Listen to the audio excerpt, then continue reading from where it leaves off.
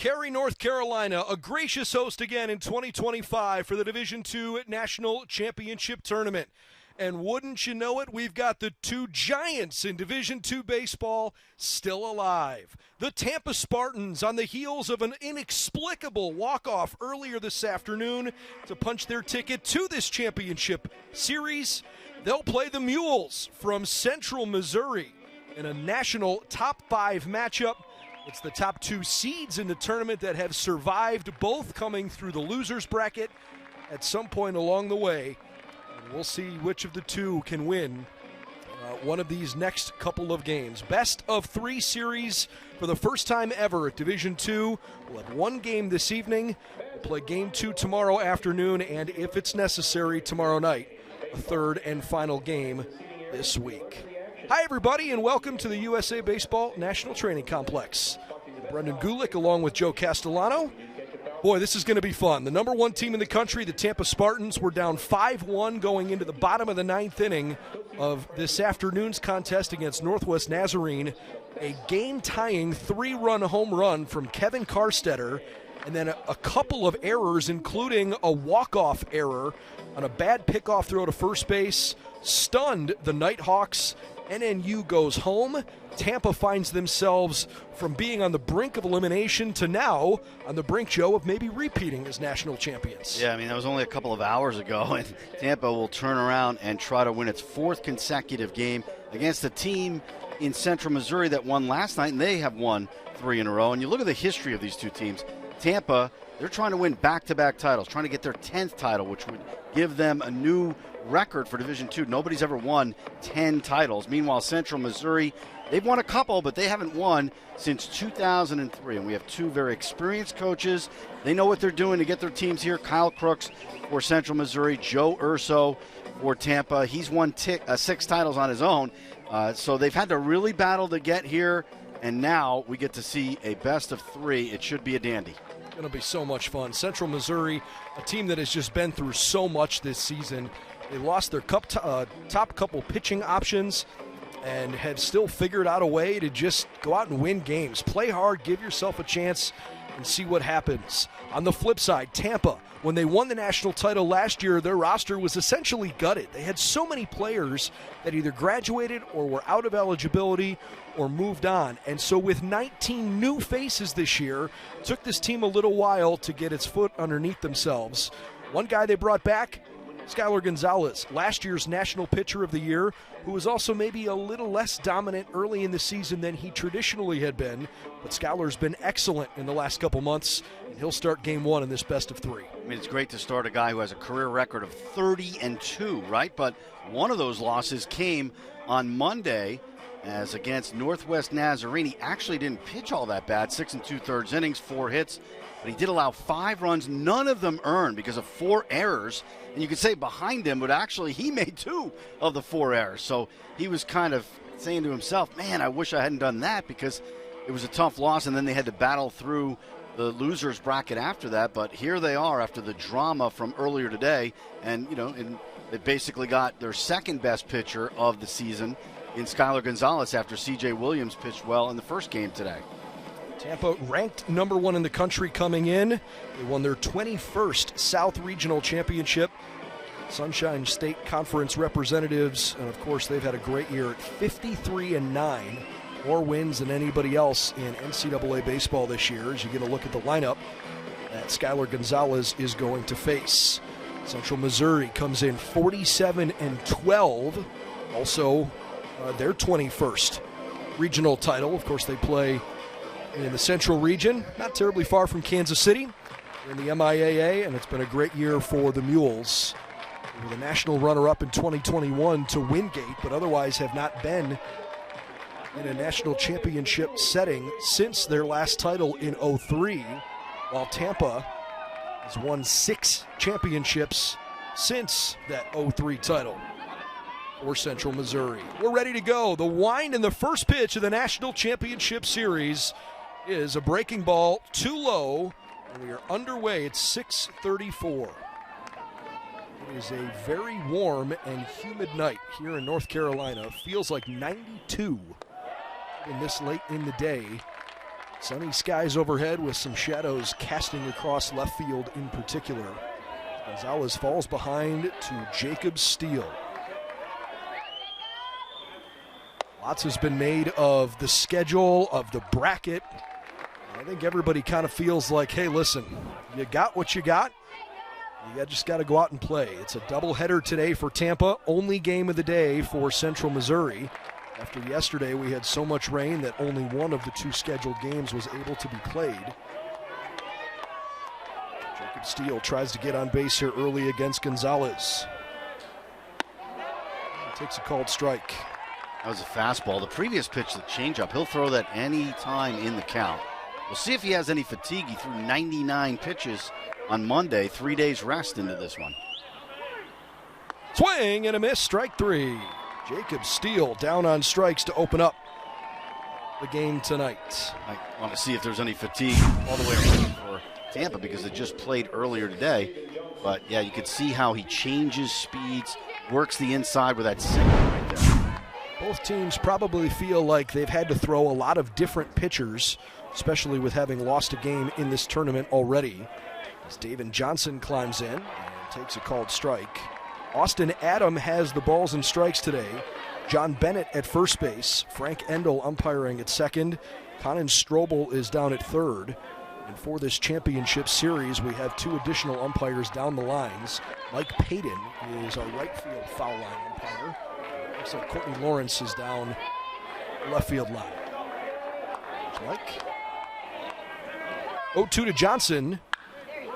Hit it way up in the air to straightaway center field for Maddox King. 2 outs as we give you the defensive alignment. Williams, Maddox King, and Edgardo Villegas in the outfield left to right. It's J.D. Urso, Nico Saladino, Braden Woodburn, and Cole Russo around the diamond. Santiago Garavito is tonight's starting catcher. Chase Heath, an outstanding senior catcher, 371 on the season, which has had some frustrating moments. Missed 6 weeks with a broken hand.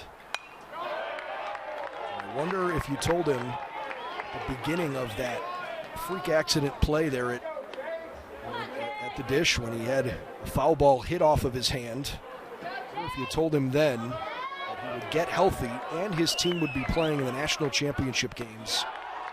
That might have sat with him, because from what we understand, the hardest part for Chase Heath is simply not being on the field. He's a gamer, he's a leader. The guys really love having him actually on the field. Gonzalez just misses outside. He's been efficient here early in the game. Yeah, he was keeping himself in shape, using just the one hand to do anything he could to try to stay in baseball condition. This ball's hit pretty well out to center field. A little bit of carry, but nothing King can't handle. 1-2-3, top of the first inning. Off we go, looking to crown the 2025 national champion in Division II baseball. Game 1, best of 3. It's the middle of the first.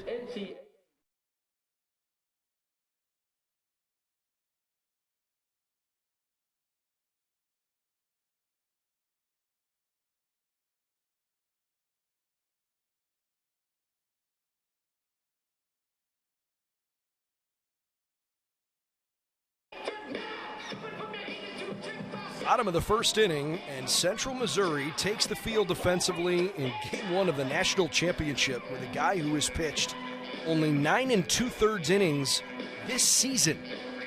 It's a tremendously bright and cool customer. Jonah Walker, a guy whose mentality they love. This is his 32nd appearance as a collegiate pitcher, his 8th start, but again, 9 2/3 innings this year. Has no wins or losses, 4.66 earned run average. Love how steady he is. A tough kid from Lincoln, Nebraska. St. Pius X High School. Understand he's a diehard Husker fan. Certainly has enough reason to test your mental fortitude over the years. 7-91 with his fastball. Also has a slider, curveball, and changeup. Hasn't pitched since May the 3rd. His first pitch is in there for a called strike to Jordan Williams. It's been over a month since he's taken the mound, and here he is pitching in the biggest game of his life. We'll see how he manages his emotions. Runners creeping in on the infield as Williams takes inside. That's because Central Missouri has had to use all their pitchers throughout, and their ERA as a team is 6.00. They've had a tough time covering it. I think if you look at the numbers coming in, you'd probably be inclined to say Tampa is the favorite.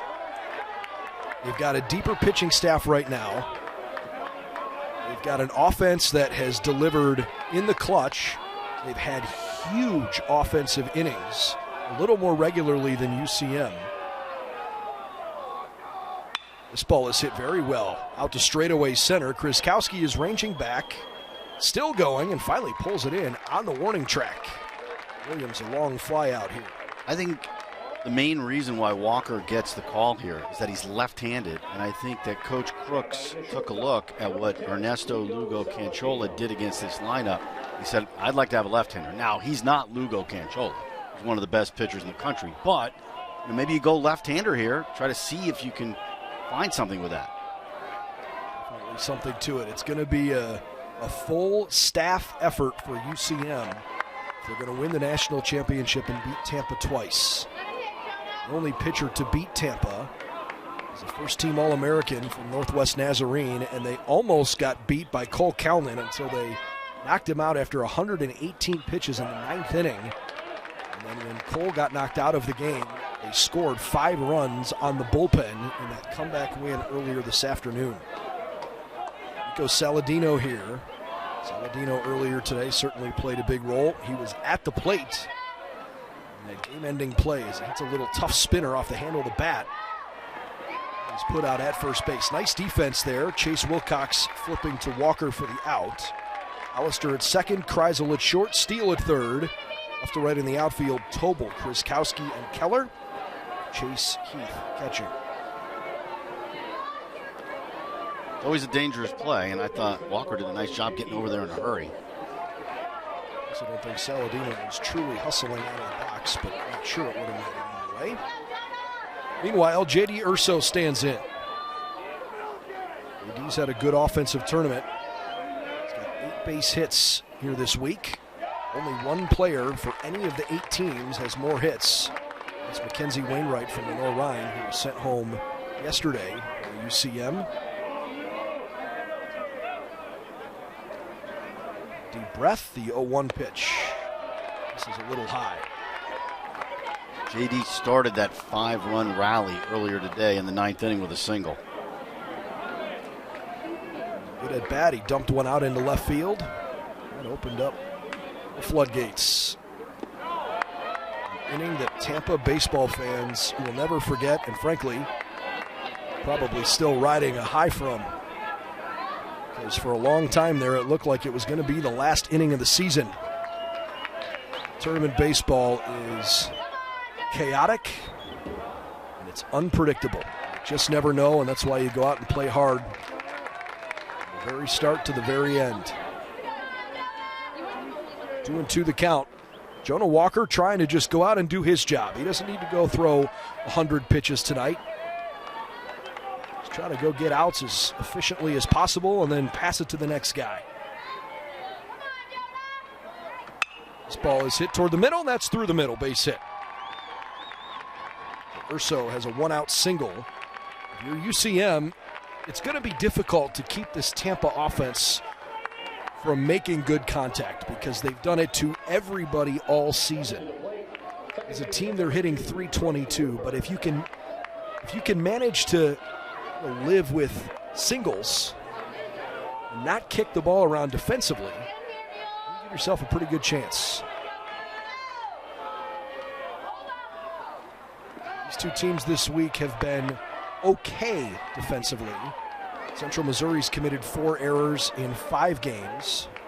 Tampa's committed 6 errors in 5 games. And obviously, Tampa's loss to Northwest Nazarene a few days back had everything to do with those errors.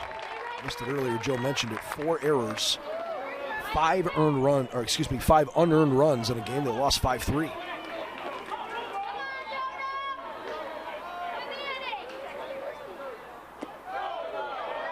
2-1 down low to Braden Woodburn. One thing that Central Missouri has really done well is they have shut down the running game of other teams. I mean, other teams are really fearful to even try to run. They're only 1 out of 2 on stolen bases against the Mules because Chase Heath can really gun it down to second base.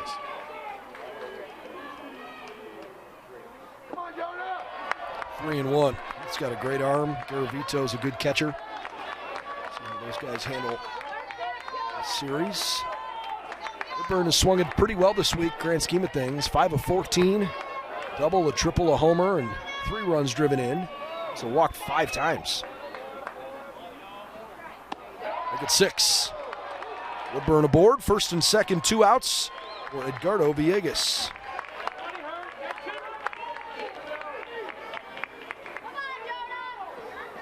Nobody has had a hotter bat for Tampa this week than this kid. 7 for 16 at the plate with a triple and 2 home runs, one of which 2 nights ago was an inside the park job. Sitting .438 since Tampa got to Cary. Early RBI opportunity. Walker's having trouble finding the strike zone at the moment. Meantime, Central Missouri is basically treating everything like it's a you got to keep pitching strikes if you want to make this happen kind of scenario.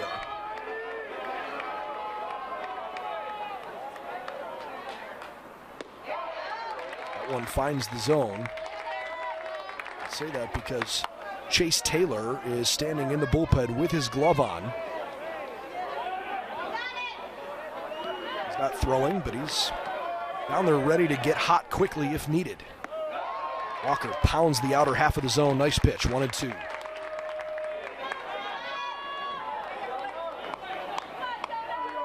There he is. A medicine ball in his hand, just get his body in the right place. That was a great slider that apparently missed the outer half.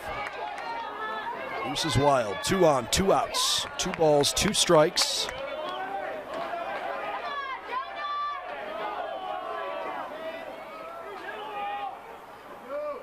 Villegas through the right side, a base hit.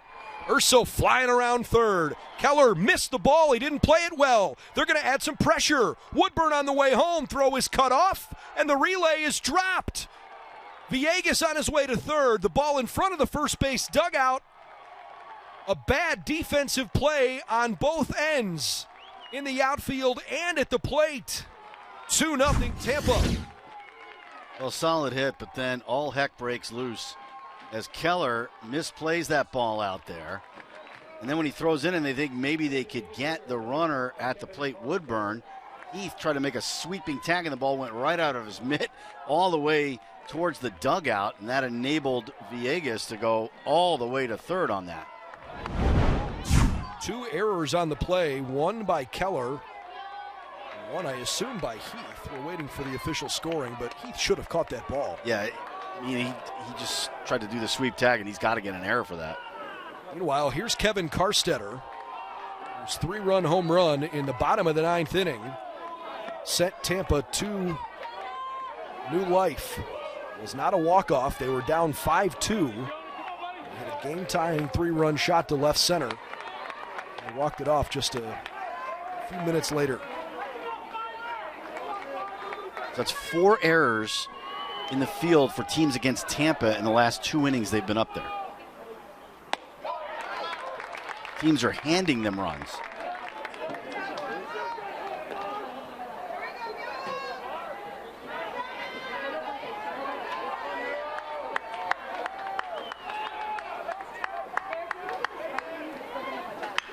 Sharp grounder left side and through.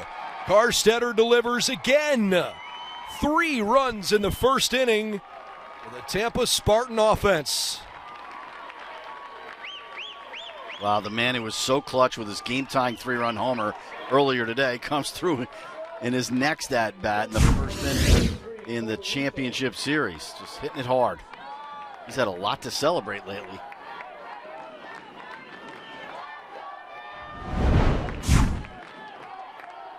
They've only scored 1 error, but I feel like there has to be 2. Paul Russo Oh, a tomahawk swing way out in front of it as he tanks it foul.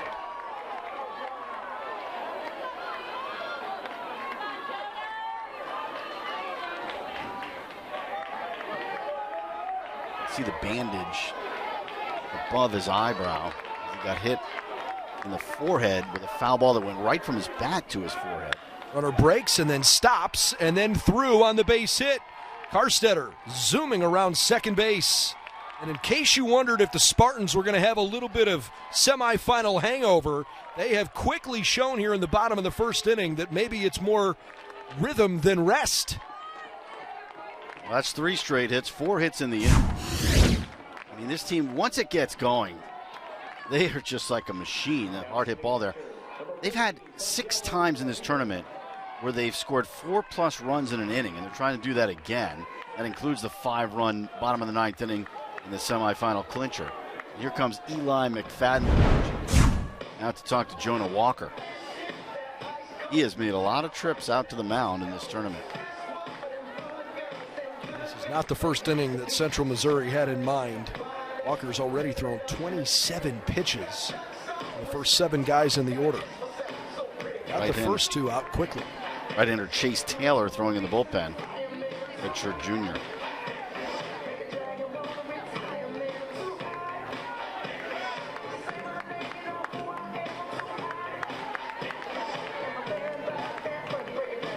Central Missouri is ranked number 3 in the latest national poll. This team has been extremely impressive in the way they go about winning games. They're just tough. Their pitching staff has a really tall order right now, because it feels like every Spartan at the plate is locked in. It's pretty remarkable. Remove Joe Stella, Mike Valdez, and Jake Griffith from the equation in this statement, because they've all had pinch hit opportunities. But for the guys that have been in the everyday starting lineup this whole week, every single one of them has hit at least 1 home run. 14 homers in 5 games for Tampa, basically 3 per game. They have averaged on the year less than 1 per game. They've been kind of middle of the road this year offensively in hitting home runs, but the power surge we've seen from the Spartans in the NCAA tournament, and certainly here in the national championship tournament this week, it's just remarkable. Yeah, 14 homers, wow. No breaks, swing and a miss, strike 3, and that ends the inning. So Garavito is retired for the final out. Edgardo Villegas with an RBI single. Tampa with one scored error and at least 1 other mental error. And then Cole Russo helps bring around, or I beg your pardon, Kevin Karstetter brings in another run. We are off and rolling here tonight. It is 3-0 Tampa.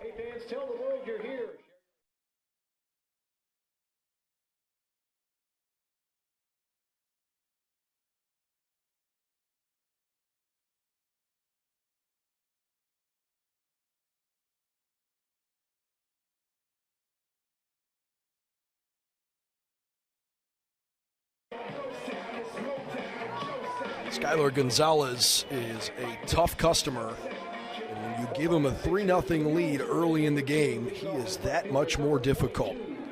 Central Missouri only saw him throw 13 pitches in the first inning. Now they'll try to get to him here in the second. Tobel, Wilcox, and Hollister grew up.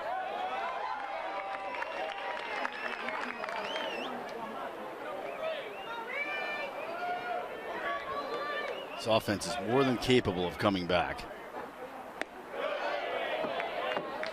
And they've had a 9-run game and a loss, a 12-run game and a win, and a 14-run game to get here against Lenoir-Rhyne just yesterday. Tobel way out front on the off-speed pitch. Call him Big Rig. Tied for second in career home runs with 44. Tobel has been one of the great hitters in Mule history. Swings and misses there at strike 3. Big Rig almost lost one of his 18-wheelers at the wall the other day. Somehow stayed in the game. You see that off-speed pitch, the changeup, has really worked well for him. He's also third in career RBIs for UCM with 203. All right, Chase Wilcox, the first baseman, stands in. Central Missouri needs to get some base runners on. Don't have to get it all going at once. I think if you're UCM, you look at this game and say, all right, we're facing the Tampa Spartans. And yes, this is Skylar Gonzalez, but let's not think of it as he's the National Pitcher of the Year last year, and he's 30-2 in his career. Let's think of it as, hey, this guy lost. Last time he pitched here earlier this week. He's gettable. With the right attitude at the plate, try to jump on it. 1-2 to Wilcox in the air to left field. Not a difficult play there for Jordan Williams. 2 outs. And interesting, when there are 2 strikes on a Central Missouri hitter, Tampa defensively likes to put the overshift on then. And they're maybe thinking, Gonzalez is going to throw more breaking pitches off speed, maybe, left-handed batter like that, or, right-handed batter, whatever it is, would pull it, but it doesn't always work. Here's Grant Hollister. Freshman second baseman clubs it to short. 2 hops for Saladino. Inning over. 6 up, 6 down. Good work so far from Gonzalez. Moving along to the home half of the second. Tampa 3, Central Missouri nothing.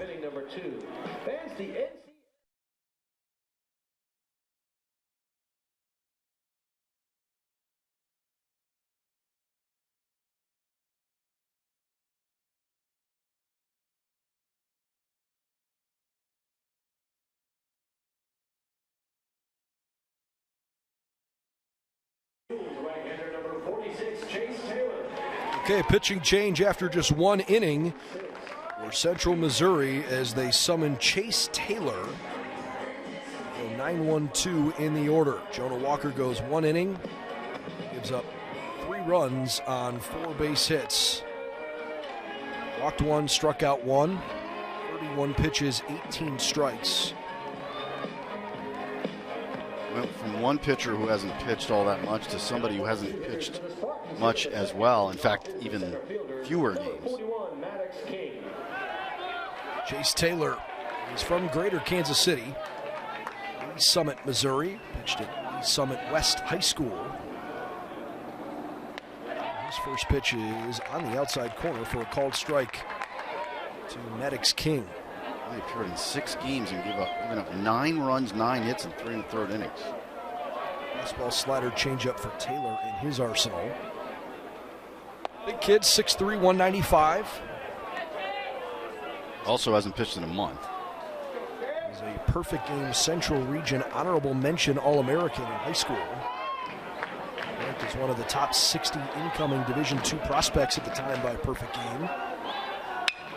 This time he throws a meatball, and it's absolutely hammered out to center field. A little bit fortunate that got to Kriskowski. 1 out.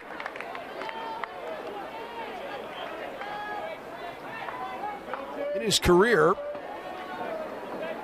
I've only seen Chase on the mound for the Mules 8 times previously. He's thrown 6 1/3 innings as a collegiate pitcher. Up 12 runs on 13 hits. He's going to go in there and throw strikes today as he goes back to the top of the order, and Jordan Williams offered a bunt, pulled back in time. Central Missouri has the best closer in the country, in their opinion, J.D. McReynolds, but he's thrown a lot of pitches this week. I think the equation in the UCM dugout is, how do you get the ball to J.D., and how can you maximize McReynolds without overusing him? Fortunately, it's been a challenging year for Kyle Crooks and his staff because they lost 2 of their best arms right at the beginning of the season as Williams dumps a sharp single out into center field. 1 on 1 out for Saladino. Nathan Hall made 4 starts, and unfortunately that's all he could do this year. It was a big loss. Now batting shortstop, Nico Saladino. High hopes for him at the outset. Connor Wolf was probably going to be their number 1 arm this year, and fortunately Connor unable to pitch either. Williams takes off, good throw, but not in time. And the national stolen base leader has just added his 78th steal in 61 games. That's the 4th one that he's able to get here, and he steals this on the pitcher. Look at that, great jump, and he can really flat out fly. He's going again. That's an aggressive play, and he's out at third base. Great throw by Chase Heath. Nice tag by Jacob Steele. Williams was definitely out at third. Those are butts about it. It's hard to steal on Heath. I mean, that's just a quick throw right on the money to steal for the tag. Really impressive play. Saladino now bats with the bases empty and 2 outs. The thing that's interesting there is, Saladino's not gonna bunt. He's not gonna probably leg out something on the infield for the most part. Williams is so fast, he's gonna score from second base. Yeah, but if he steals third with 1 out, you score on a fly ball to the outfield. So it's a good play. For sure. But with Heath, I don't know. I mean, especially when you have a left-handed batter up there, he's got a clear path to throw down to third. You're challenging a really good catcher right there. High and in ball 4. It's an early game gamble that's easier to make when you have a 3-0 lead already. True. And, the golden rule is don't make the first or third out at third base. So, okay, fine. But it did feel a little bit over-aggressive. It worked that time. So Saladino aboard for J.D. Urso. Singled the center field last time up and got the first inning 2-out rally going. All 3 runs came home with 2 outs. That one's in the dirt. Saladino scoots his way to second. And I think the reason why Williams tried to steal third is because he felt like he stole second base so easily on the pitcher. This pitcher, Taylor, does not have a slide step delivery. He has a big leg kick. So Williams is saying, you know what, this is easy. I'm just going to steal third, and it didn't work out that way.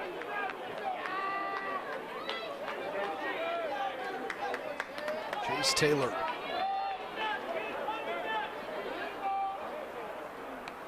Inside, it hit him. As Urso almost did a handstand. That was entertaining. I think I can remember the last time I saw somebody doing that. Gymnastics 101. He got hit right on the left leg. I think it was in the quad area. Yeah. And there's the handstand. I mean, put that on a poster. How good is that? Oh, man. These guys are great athletes. Urso's at first with 2 outs. Woodburn couldn't hold up. Snap throw down is late.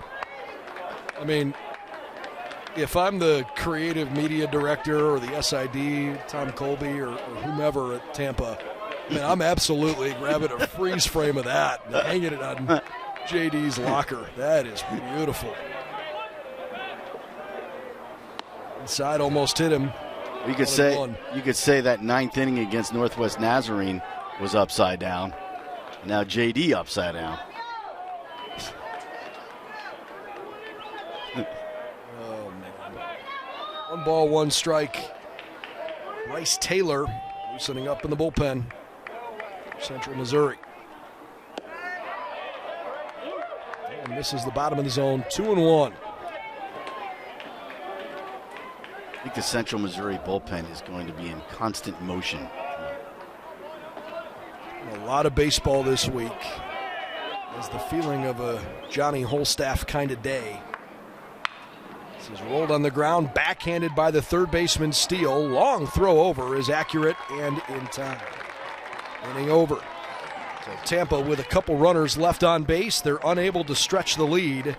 Still have a 3-0 cushion.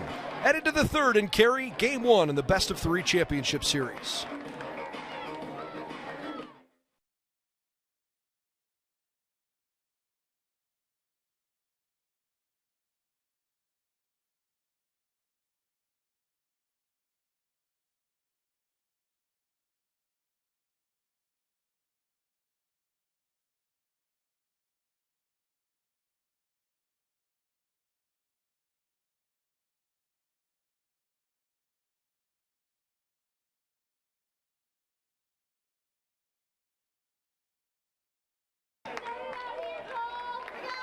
There are the past champions. Recently, Tampa, winning last year, trying to repeat. See that they also won in 2019, and they've won 9 titles, leading 3-0 as we go to the third inning here, and Cole Kreisel leading it off for Central Missouri. So right now, Tampa tied with Florida Southern for the most titles with 9. Meanwhile, Central Missouri has won a couple in 94 and 03. There's a called strike to Kreisel. 1-1 the count.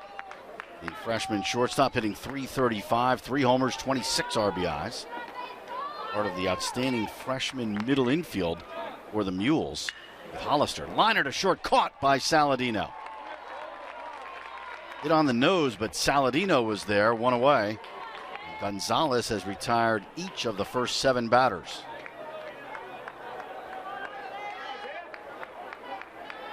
Now Isaiah Keller, the number 8 hitter, hitting .308, 12 homers, 59 RBIs.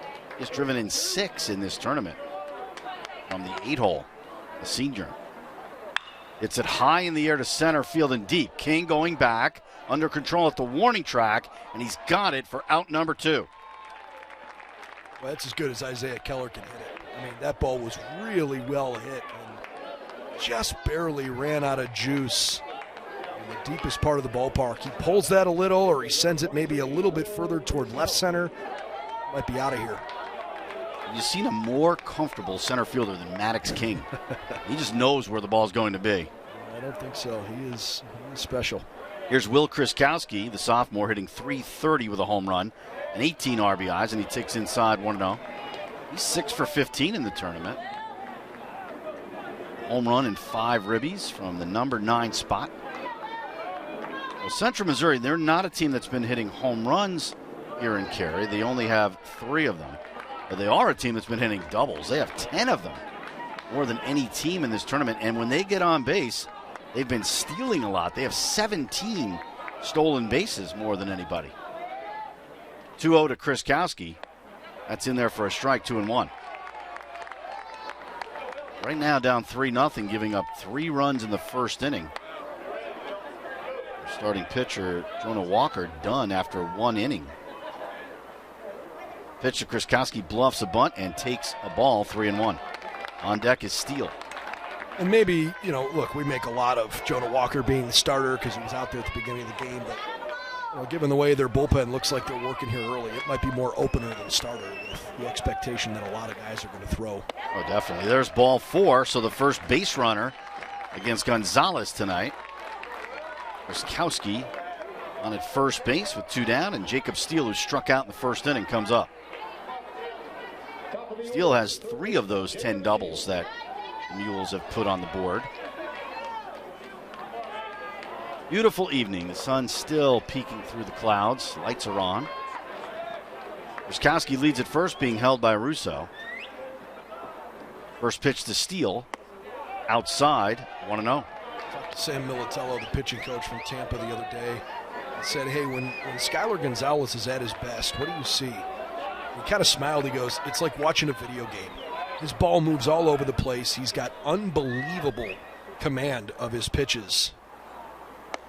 That's in there for a strike on the breaking ball, 1-1. It just feels like he can throw any pitch to either side of the plate, and you just don't feel comfortable as a hitter. He doesn't have to get out there and throw 95 to be effective. Skylar's really good. Big part of the title team last year. Bouncing ball to third base. Easy play for Urso, and the inning is over. 1 man left on base First base runner of the game for the Mules. We go to the bottom of the third. It's 3-0 Tampa. The Mules in the third. No runs, no hits, no errors.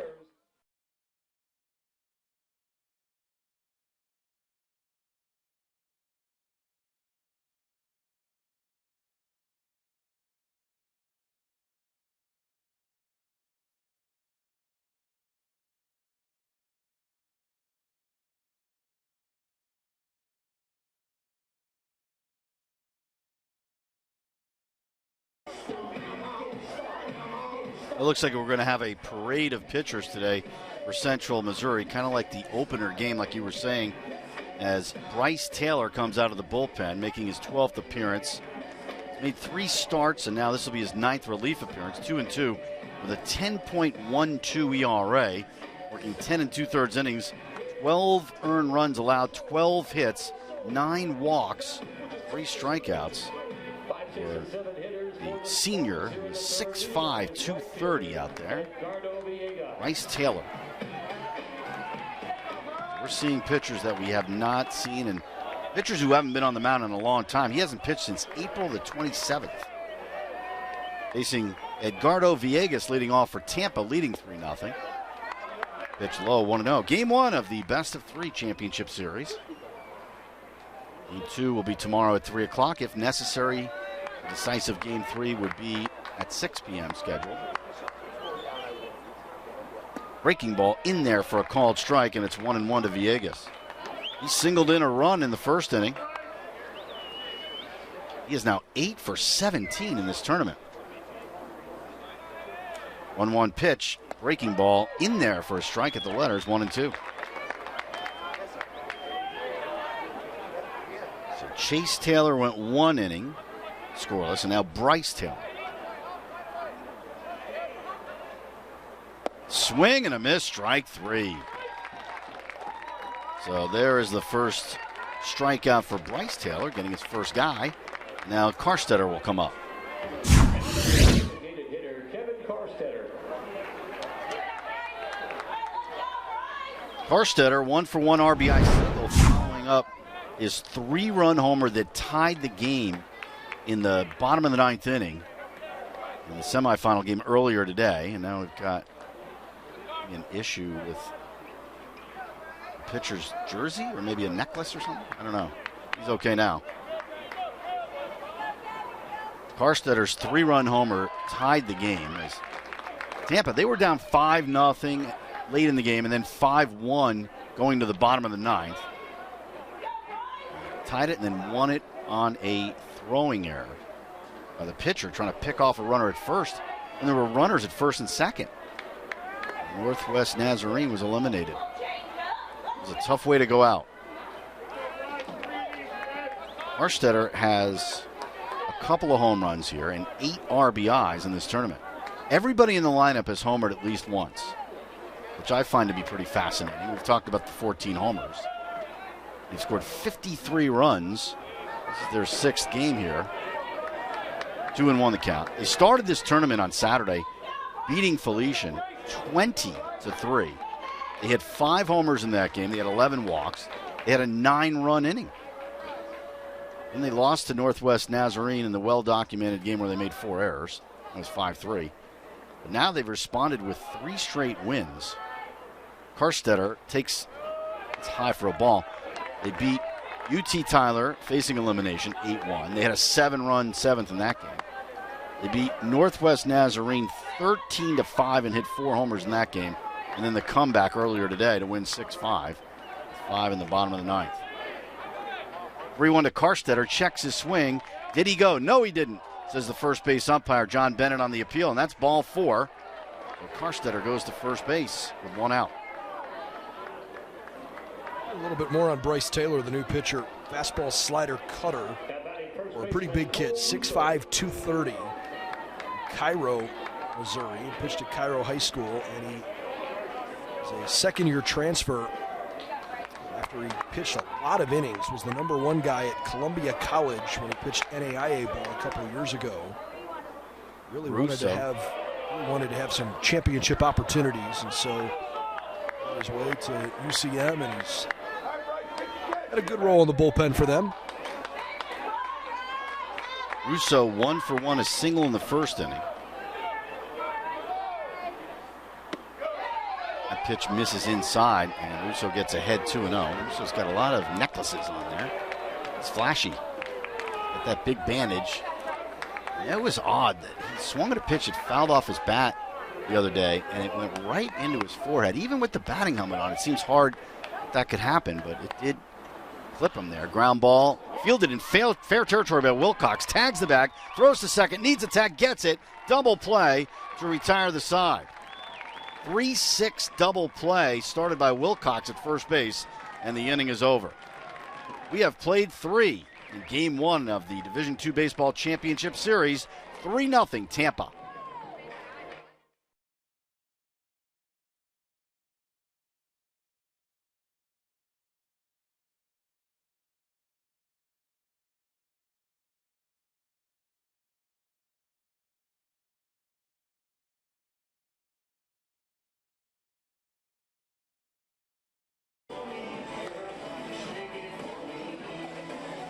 Alongside Brendan Gulick, I'm Joe Castellano. Delighted to have you with us here for Game 1 of the Best of 3 Division II Baseball Championship. We'll crown a champion tomorrow, one way or the other. Will Tampa repeat, become the first repeat champion since 06-07 when they did it? Or will it be Central Missouri in that last one in 03? They were close in 21. They lost to Wingate. And they runner-up in 2021, also runner-up in 2001. So they've had some chances. David Johnson to lead it off for the Mules here. They are looking for their first hit against Skylar Gonzalez. He starts him with a changeup, and he swings and misses 0-1. Johnson 0 for 1, fly to center. So far, the Mules have not been able to figure out these velocity changes and the movement from Gonzalez. That's outside 1-1. Johnson, Heath, and Tobel, 2, 3, and 4 in the order. Swing and a miss. Looked like another changeup there, 1-2.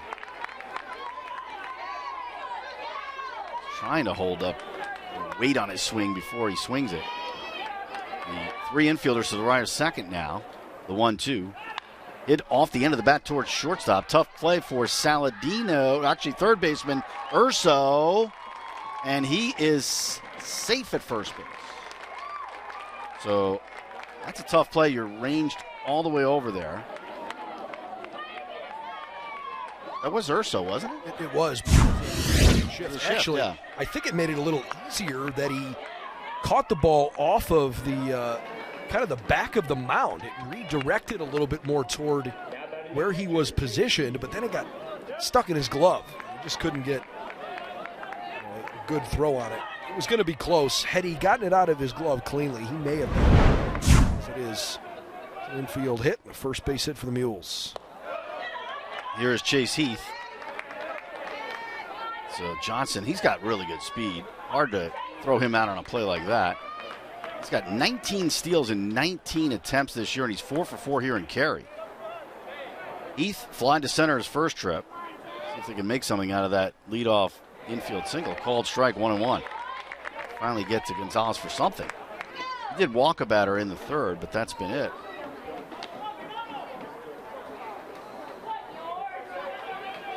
Outfield straight away. Infield looking to turn 2, playing him to pull a little bit. Heath, the number 3 hitter. Got 6 RBIs in this tournament. He hits one high and deep to left field. Williams going back at the track, at the wall. It's gone! A 2-run homer for Heath. And he gets the Mules within 1. Only the 4th homer of the tournament for Central Missouri. And the first one for Heath is 9th of the season.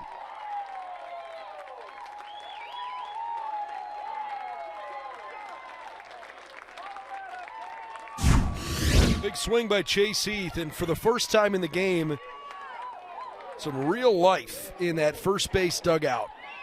Central Missouri, when you're playing against a pitcher who deals the way Skylar does, you kind of need something to go your way where you feel like, okay, now we're right in the thick of it. And yeah, you might be down a run here, but that was a no-doubter off the bat of their best player, their best offensive option as Vance Tobel stands in, their unquestioned leader.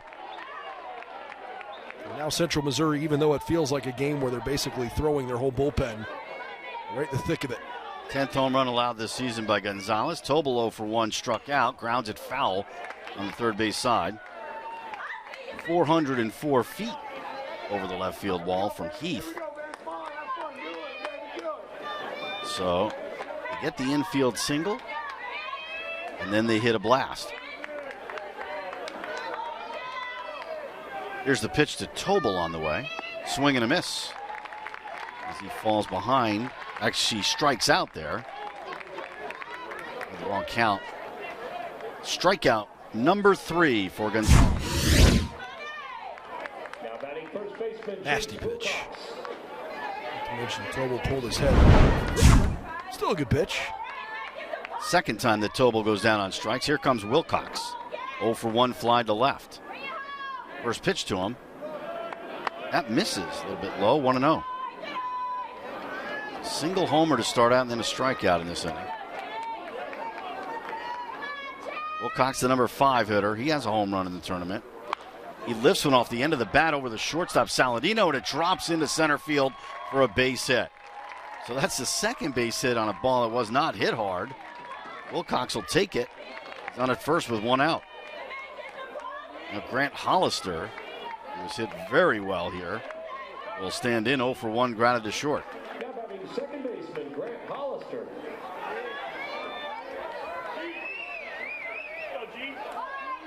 Hollister 6 for 17 in the tournament, 7 runs driven in for the freshman.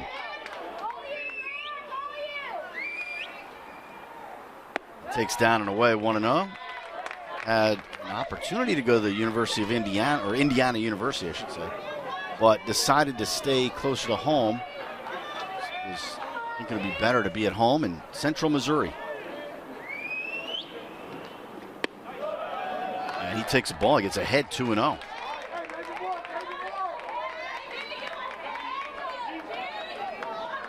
Hollister, the freshman from Blue Springs, Missouri.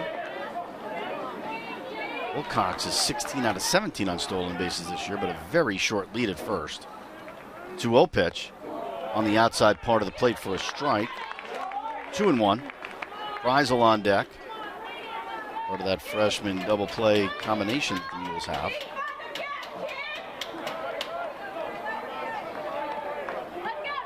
Gonzalez. Pitch to Hollister, line to right field. Villegas makes the catch with the sun maybe in his eyes. It's starting to set out that way. You can have some sun coming your way. Out number 2. Got to bring up Cole Kreisel, who lined to short his first time. Hit the ball pretty hard. Tampa 3 runs, 5 hits, no errors. Central Missouri 2 runs, 3 hits, and an error. We're in the 4th.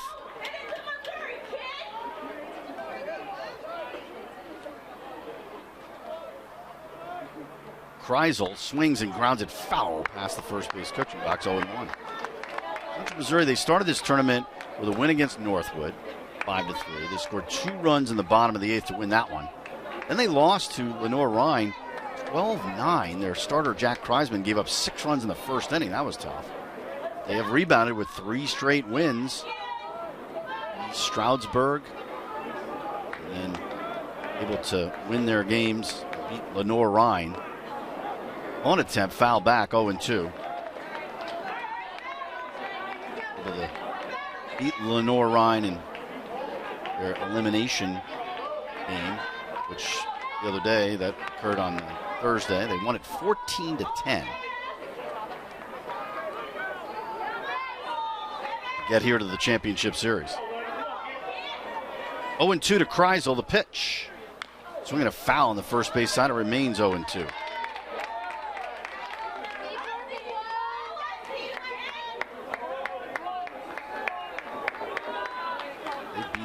East Stroudsburg 12-8. They scored 8 runs in the first 2 innings in that game. That was explosive.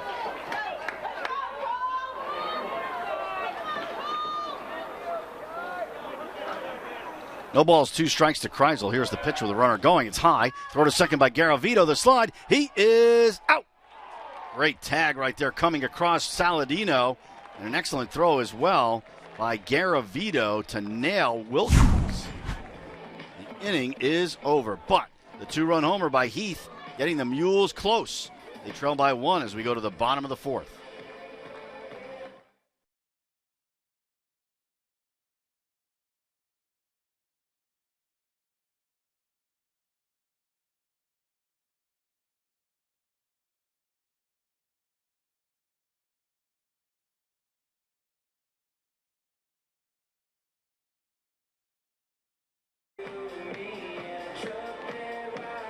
Peyton Messer is the 4th pitcher of the game for Central Missouri. Comes in following the starter Walker and then 2 Taylors, Chase Taylor and Bryce Taylor.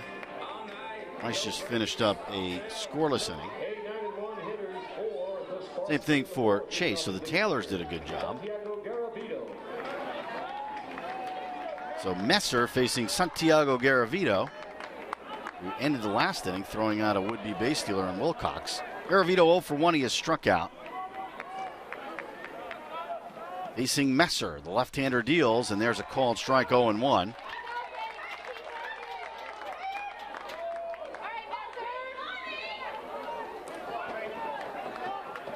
The 0-1 pitch, hit in the air, foul out of play. 0-2 to Garavito.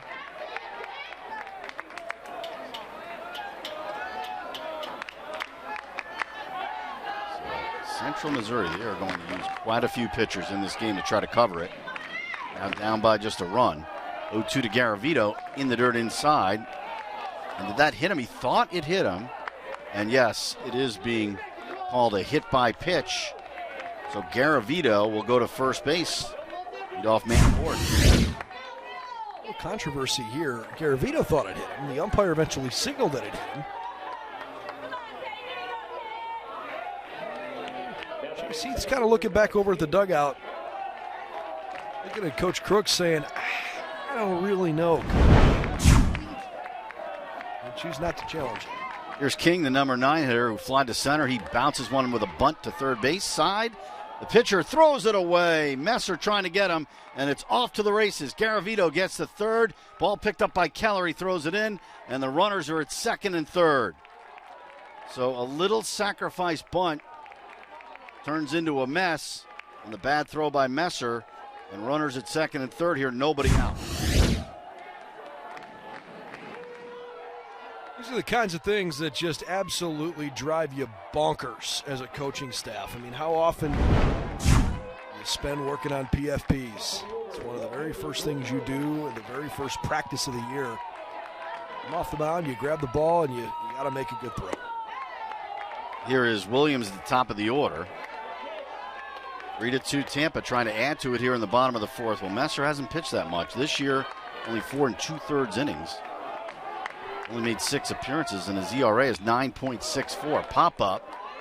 Second baseman Hollister goes back. The right fielder Keller comes in, makes the catch, and the runners have to hold up. So that is out number 1. Not deep enough for Williams, and now Saladino will come up. This is a pitcher who's only made 16 appearances in his whole career. He's only worked 13 1/3 innings, the junior. And I totally agree with you, and so that probably plays into it. But my point is, you're playing in a national championship series. If you're on the field between the lines, it doesn't matter if you've pitched 1,000 innings or 10 innings. You're expected to be able to make the play. It's tough. You give a sacrifice to King, but the error allows him to get on base. Saladino gets ahead 1-0. He just grounded at first and walked. The infield plays back up the middle. Pitch outside. They're willing to give up another run here to get an out. Third baseman Steele is even with the bag. First baseman is back Wilcox. Saladino, number 2 hitter. Hits one off the end of the bat into left field. That's a base hit. 1 run is in. Here comes King around third. Throw from Tobel. The slide, he's safe, and it gets away. Saladino around second, holds up. 2 runs come in. It's 5-2 Tampa. So a 2-run single, then Saladino to second on the throw in. Tobel with an outstanding throw. Watch this from Vance. Long way to go get the ball, and then just delivers a strike. And unfortunately, it maybe, 1 foot offline, where Chase Heath would have had to go reach across the runner King. And thankfully, Maddox seems to be all right. But I'll tell you what, the head-first slide into home plate when a catcher is standing there getting ready to receive the ball, that's never a great idea. Dangerous. Maddox got a little banged up there. Here's J.D. Urso, 1-for-1, a single, a hit by pitch, and a run scored. And that one way outside and high. Nice job by Heath just to catch it. And it's 1-0. This is what Tampa does so well. They blinked. They gave up 2 runs in the top of the inning. And their 3-0 lead early on was suddenly cut to 1, and bang, right away they string a couple of things together and they take advantage of an error. And then now you're looking at a situation where they got both runs back and they're threatening again. It just feels like this is what Tampa has done all year long. They suffocate. Jack Kreisman is throwing in the bullpen. He's already made a couple of appearances in this tournament, 1 in relief and 1 start. It has not gone well for him, but they're running out of pitching. So Urso ahead 1-0, runner at second, 1 out. Tampa 3 in the first, now 2 here in the fourth. Messer deals, high fly ball straightaway center for Kriskowski. Out number 2. Boy, Urso was great. Full on, one hand, tomahawk slammed his bat into the ground, feeling like he got a pitch that he should have been able to out. And he just misses it. Watch this. Frustrated with himself. Yeah, it might be the second most frustrating thing besides striking is hitting a pop-up.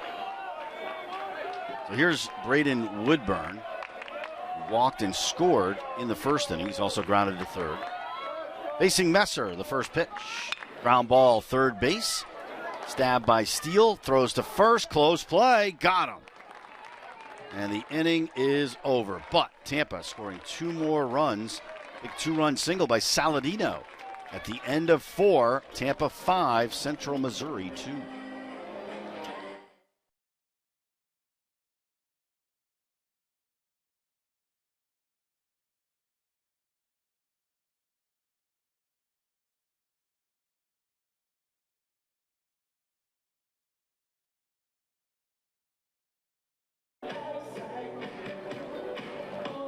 Central Missouri out of Warrensburg, Missouri, out of the MIAA Conference. 13 trips to the D2 World Series.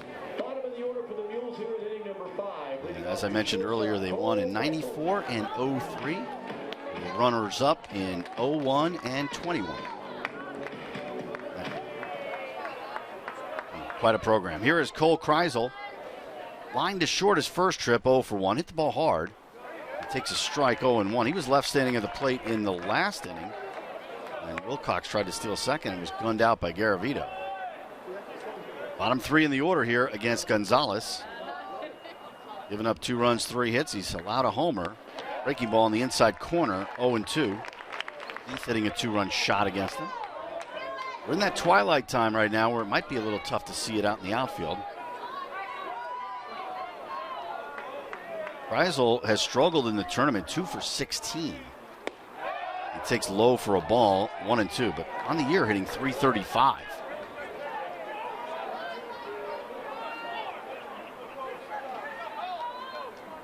He's a Warrensburg native. Swings and misses, strike 3. The off-speed stuff from Gonzalez, and he gets his 4th strikeout.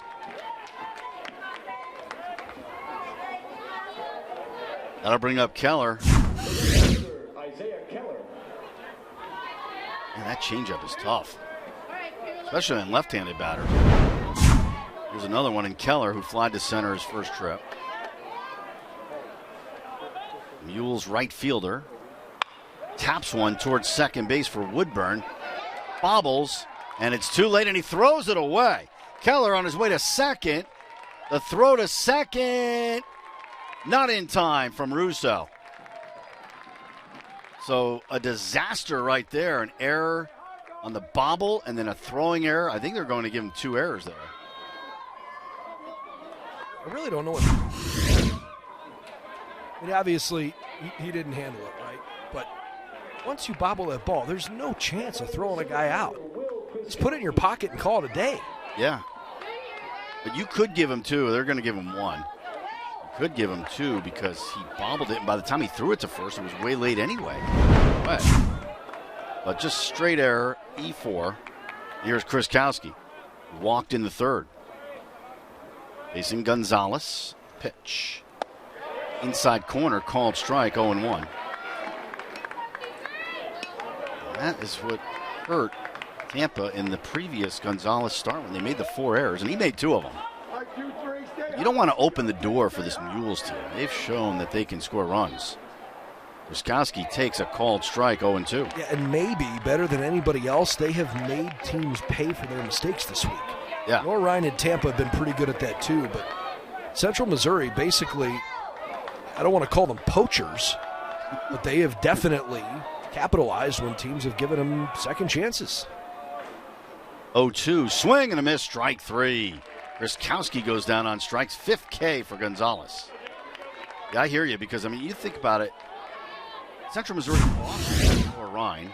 See that drops off the table there. They lose, and then after they beat East Stroudsburg, they come back and they beat Lenoir Rhine twice. In that regard, they were given an opportunity to play that team 2 more times. But, you give them free bases and they take advantage. So either way, whether it's they get the free bases, errors, or if a team that they're playing again sees them, they seem to just figure out a way to beat you at some point. J.D. McReynolds was really a big part of it the last 2 games. Out of the bullpen. Ground ball by Steele to third. Urso to first in time. Inning over. So the error does not hurt Tampa. No runs, no hits, 1 error, 1 left. Middle of the 5th. We are halfway through game 1. The championship series. 5-2 Tampa.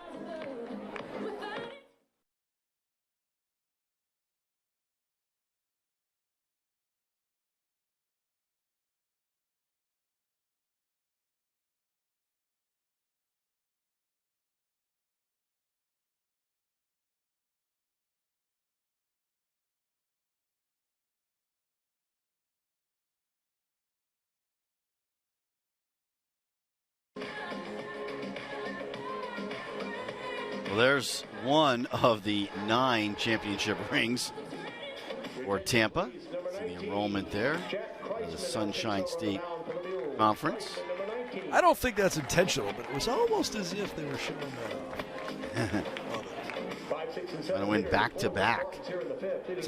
Seeing that, Joe, on the hand of an athletic trainer or something in the dugout, I get that. But I still find it wild that Coach Urso is standing out at third base, and he's just got, like, an enormous championship ring on his hand. That is pretty fun. I have never seen anybody do that. That is there it is.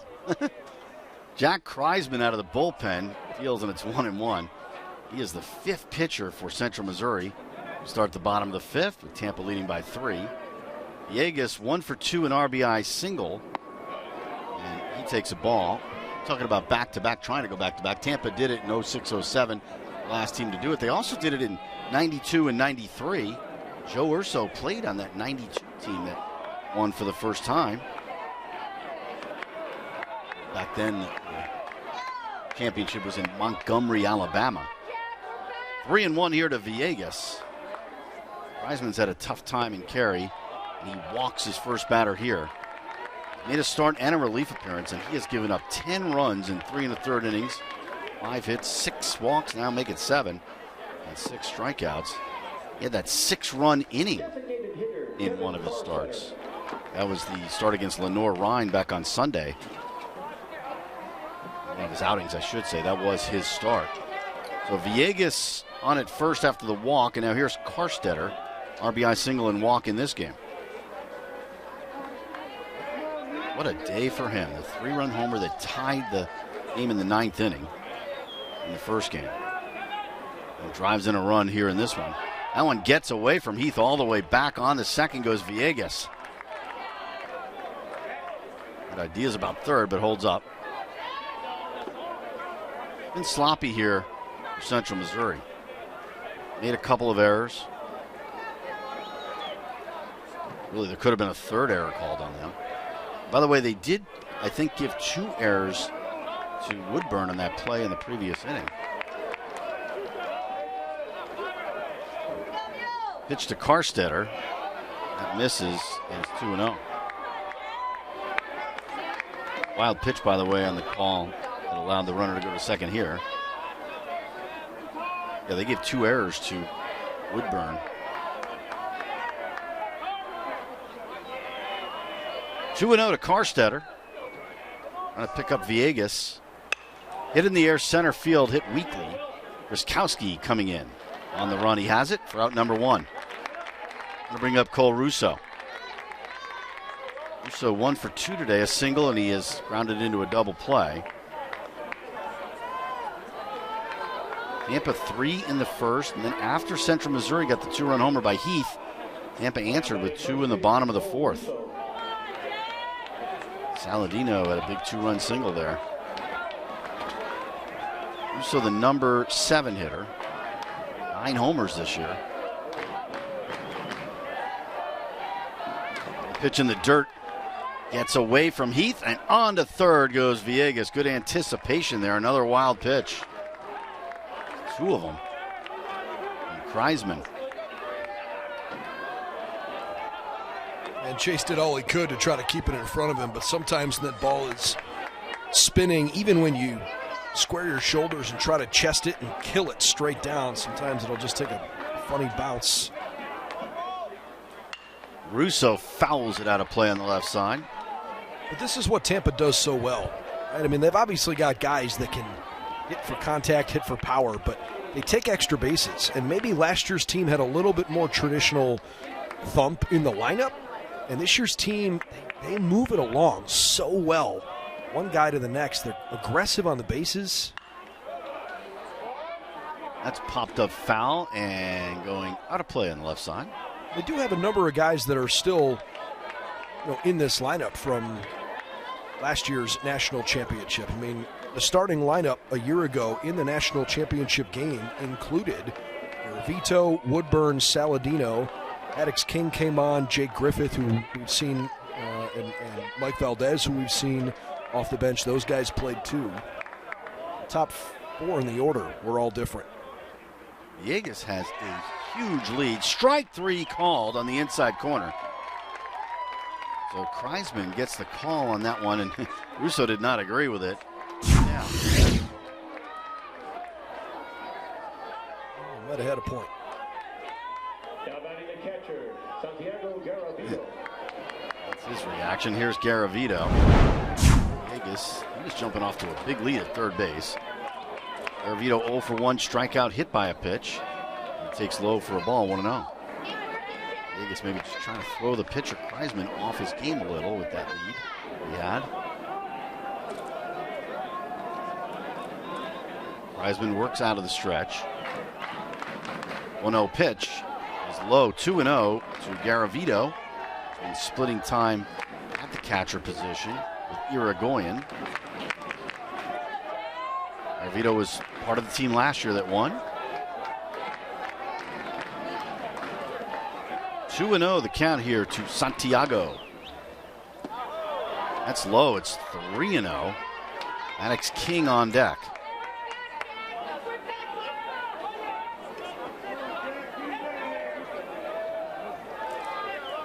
Garavito definitely one of the leaders of that team that won last year. 3-0 pitch. Low ball 4, so he draws a 4-pitch walk against Kreisman. Runners at the corners with 2 down for King. Couple of walks. Kreisman. King 0 for 1 fly to center, had a bunt in the 4th inning, and that turned into a situation where the pitcher, at the time Messer, threw it away. So he was able to reach on that. And later, a 2-run single by Saladino. Sophomore King helped this team win last year, too. He takes outside 1-0. The homer in the championship game last year. was much easier for Tampa last year. They just went 4-0 on their way to the title. Outscored opponents 31-12. They're doing the same kind of scoring, even better actually, but they have had to fight after losing to Northwest Nazarene. They've won 3 in a row, including 2 straight against Northwest Nazarene. And now Eli McFadden is coming out to the mound as Kreisman has fallen behind 2-0. This has the potential where they may use 7 or 8 pitchers or more. Just trying to piece it together here in Game 1 of the Best of 3 Championship Series. It's fun to have this format now. Brand new for Division II baseball. They've had it in Omaha at the College World Series for years. I think it's been over 20 years now. And now you have it here. And, I know there's probably 2 sides to the equation of should you or shouldn't you. And, the reality is both these teams coming into this game have a loss this week. So if you wanted to just play one game, you could do that, and you could have pushed this game, quote unquote, till tomorrow. But I really like the idea of having a best of 3. It's a long tournament, it's a long trip, and goofy things happen in the tournament.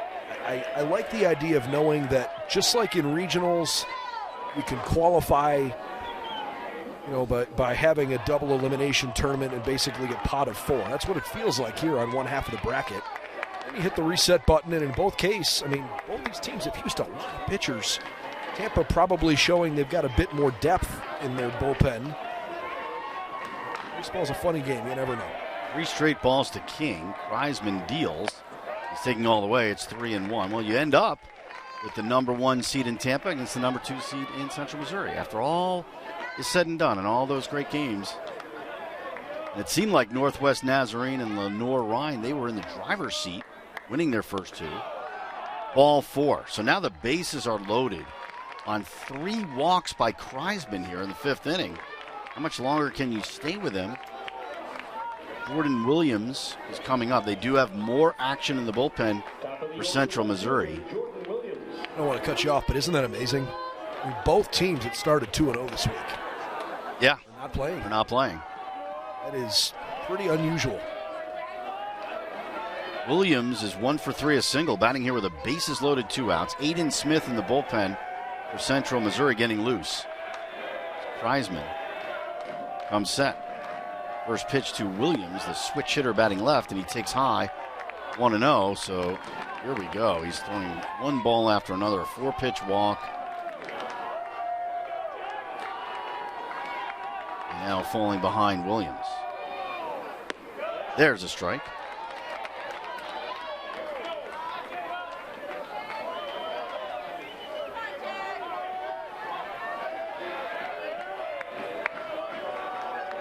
Actually, King had a strike in his at bat, but you had a 4-pitch walk to Garavito, and then you had 1 strike in the next at bat there by King out of the walk. Now here you get a strike, and we're in a 2-1 count. Kreisman just fighting it. Here's the pitch. Low for a ball. He just has not been able to locate. And it's 3-1. You can't throw a ball here or a run is going to come in. 27 pitches, 9 strikes. Runners taking their leads all around with 2 down. The pitch fouled out of play on the left side. Now it's 3-2, and the runners will go on this pitch. I really don't mind Williams having the green light there. It's 3-1. If you get a pitch you love, yeah, go after it. Yeah, 3-1's a great count to just try to drive it. All 3 runners on base via the walk. There they go, 3-2. Swing and a miss, strike 3. So Kreisman keeps the game pretty close by getting that strikeout. He recovers and fans. Williams gets his 2nd strikeout. He survives 3 walks. He leaves the bases loaded. We've played 5, Tampa 5, Central Missouri 2.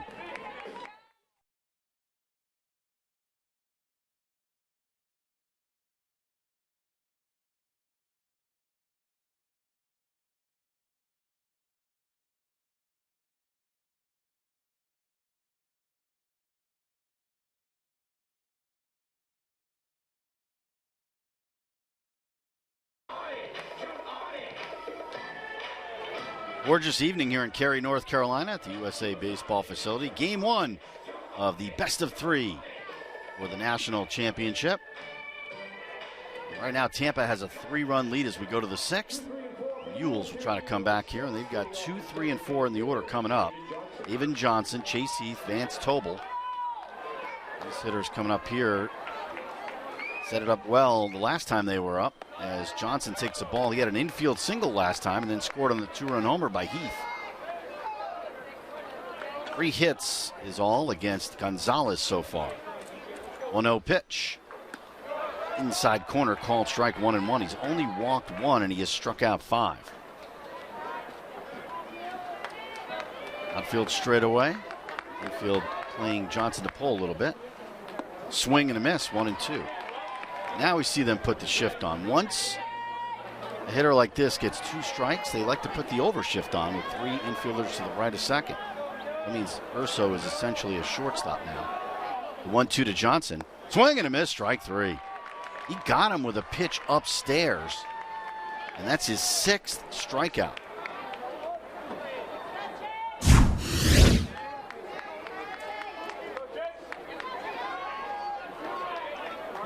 Man, that is a really hittable pitch. Johnson's got to come up with contact there. Here's Chase Heath, who went yard his last time up. Hit it out to left center field. His 9th homer of the year, first homer here. Takes inside, 1-0. Heath, the senior, trying to lead his team to a national championship. Gonzalez deals, liner towards second, caught at the ankle by Woodburn for out number 2.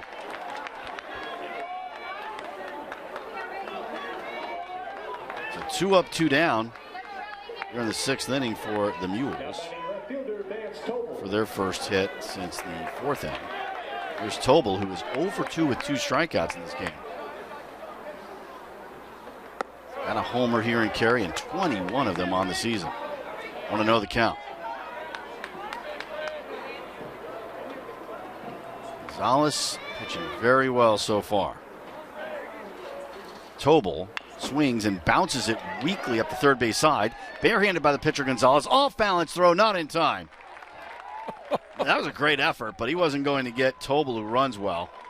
I mean, how many pitchers do you ever see do that? He barehanded it, left his feet, and over. This was wild. They want to look at it. What do they want to review here? Man, I mean, that was an incredible effort.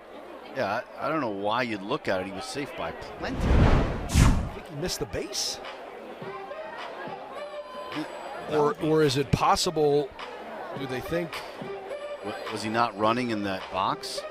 Sometimes you think that. Could it have been a foul ball in the box? No. Russo was saying, look at it, the first baseman. Safe by a mile. Yeah, it's not close. What's the problem? I'm not sure why you would look at this.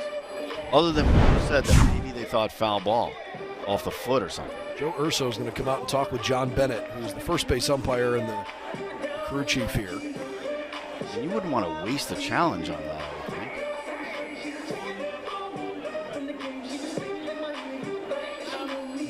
Umpires are mic'd up here, so we should get an explanation. They're going to challenge something.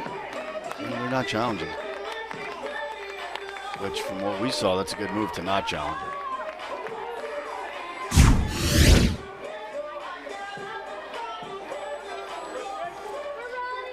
Is there something to it? He turned back to the foul side, which is what you're supposed to do. Yeah, Russo's Cole puts it in his glove, and he's saying, challenge it. I don't know. Come on, buddy. Not even close. Here's Wilcox. Takes a ball 1-0. Kind of reminds me of, you listen to a player sometimes, and then you're regretting it if you're the head coach. Reminds me of the NBA. I mean, you see Draymond Green all the time saying, oh, you got to challenge that. And you're going, I don't know about that. 2-0 the count to Wilcox. He is 1 for 2, a single. You a Draymond Green fan? Well, I like the Warriors, so I'm rooting for I figured that, but I wondered if you're a Draymond Green fan. I overall really like the guy. But, yeah, he's got some issues sometimes. That makes one of us. 3-0. Well, yeah, if you don't like the Warriors. 3-0 to Wilcox. Tobel at first, 2 down. So Central Missouri, they fell behind 3-0 and bounced back, trying to bounce back again here. Wilcox taking ball for a 4-pitch walk. That's pretty unusual for Skylar Gonzalez, only his second walk of the game. 2 on, 2 outs for Hollister. He is not the guy you want to face with men on base in this tournament. Driven in 7, 0 for 2 tonight. Rounded to short and fly to right, and Sam Militello wants to talk things over with Gonzalez here. He didn't like seeing a 4-pitch walk. So the outstanding pitching coach, Sam Militello, has been with Joe Urso for all 25 seasons, comes out. I don't know what the pitch count would be tonight for Skylar. I mean, I would think he's pitching pretty close to normal rest. I think he might be 1 day shy of 3 days, yeah. what would be considered normal. Jacob Fletcher starts to slowly get loosened up down in the bullpen. But there's no reason that Skylar needs to be worried about whether or not staying in the game here. I think it's just kind of an inflection point, right? It's first and second, 2 outs, and you got a guy at the plate here, Grant Hollister, who's swinging a really good bat. So, you go over the scouting report and say, hey, here's how we want to work this guy. It looked like that meeting could have lasted a lot longer if Austin Adam, the home plate umpire, didn't go out there, because Sam Militello, I mean, he had a card and he was going over all kinds of stuff. It really could have lasted a long time. But here we go again with Tobel at second, Wilcox at first, 2 down, and Hollister at the plate. Hands in the back of the box, bending his knees quite a bit. Hits one off the end of the bat towards first base. Russo fields, makes the tag, and the inning is over. That was pretty easy. No runs, 1 hit, no errors, 2 left. We head to the bottom of the 6th inning. Tampa leading Central Missouri in Game 1 of the championship series, 5-2.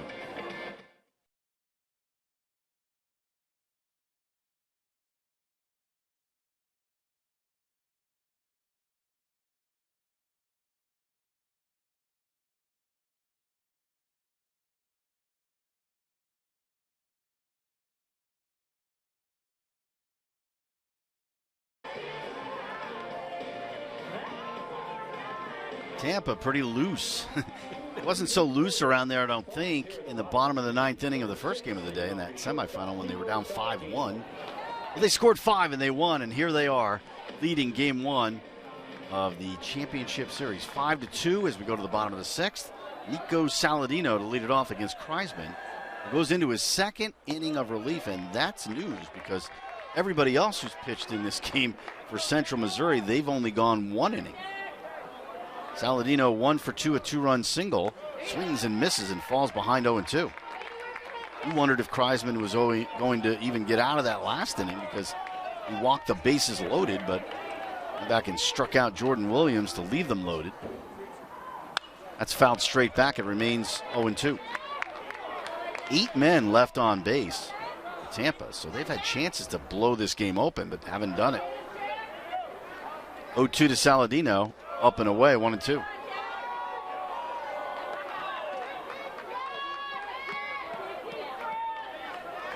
You look at it with Central Missouri. I mentioned their ERA being high at 6.00. They pitch high 2-2. They've had a game where they gave up 9, another game they gave up 8, and another game where they gave up 10. But here they are in the championship series. 2-2 to Saladino is outside, 3-2. They won the game they gave up 9, and they won a game, or rather, they won the game they gave up 8, I should say. They lost the game that they gave up 9. I'm sorry, I beg your pardon. They gave up 12 in that loss. They scored 9, but they gave up 12 there. They won a game they gave up 8, so that's pretty good. And they won a game they gave up 10. That was yesterday, which is easy to remember. They won that game 14-10.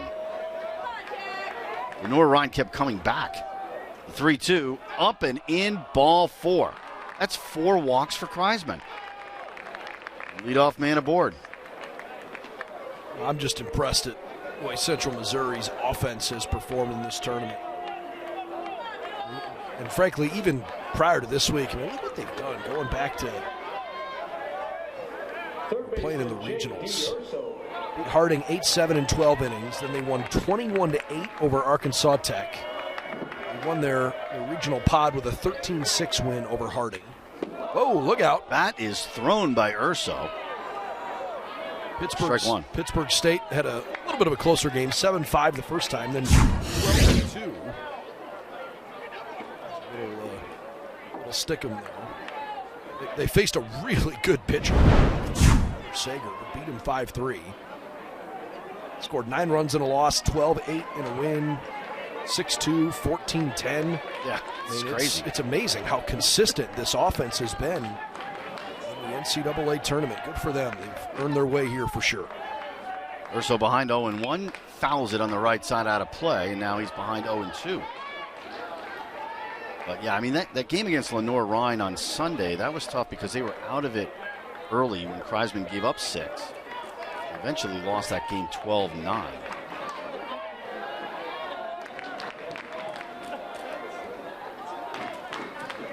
Bouncing ball hit to shortstop. Can they turn 2? Kreisel the second one. Hollister to first, not nearly in time. So a 6-4 put out, and Urso replaces Saladino at first base. But you know what's interesting?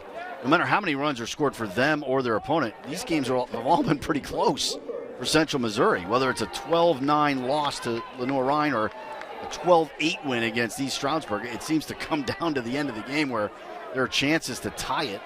And even that game yesterday, that wasn't comfortable. They won 14-10. Fouled back.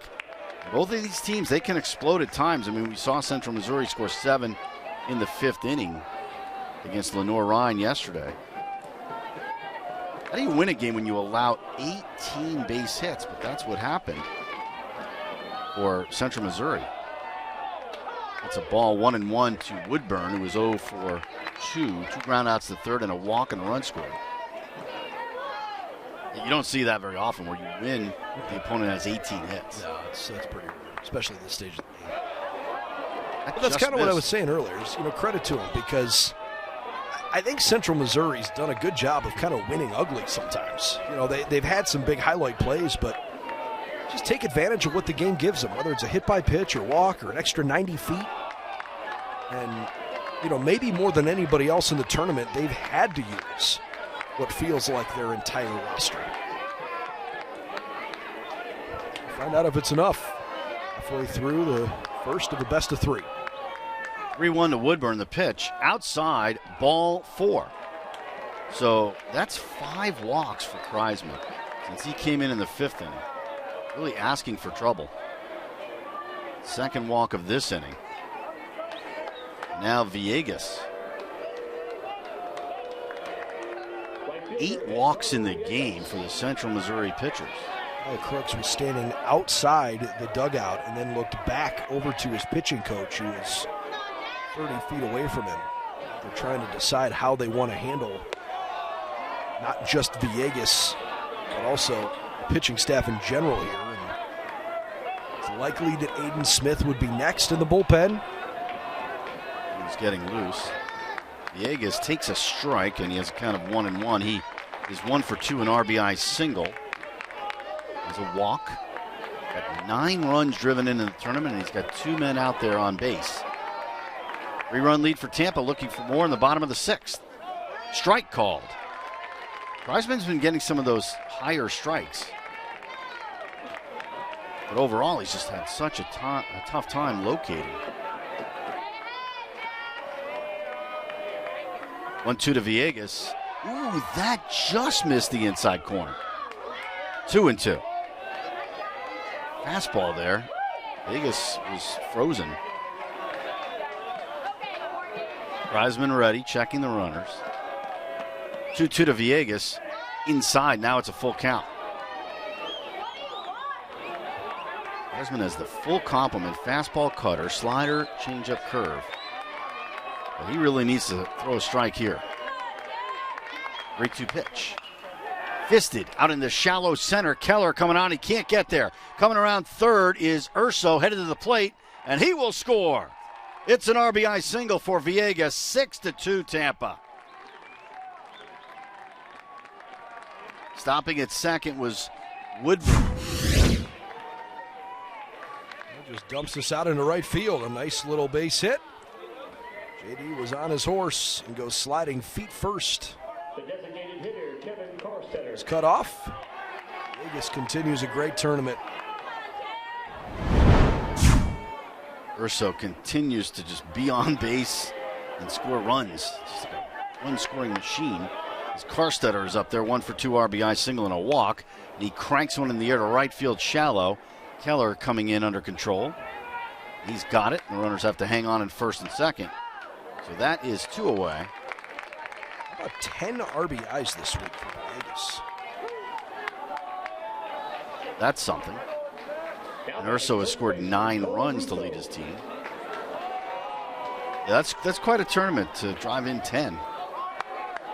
Here's Russo, 1 for 3 with a single.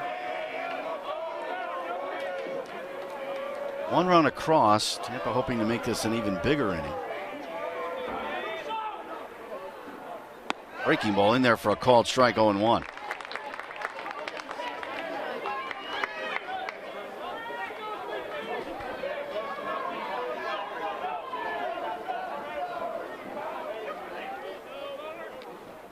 To Russo, popped in the air, shallow left. Left fielder Tobel coming in. He's there now. He's got it for out number 3. Another run for Tampa. As they had a base hit, they do leave 2 more. They left 10, but still, they have a 4-run lead after 6.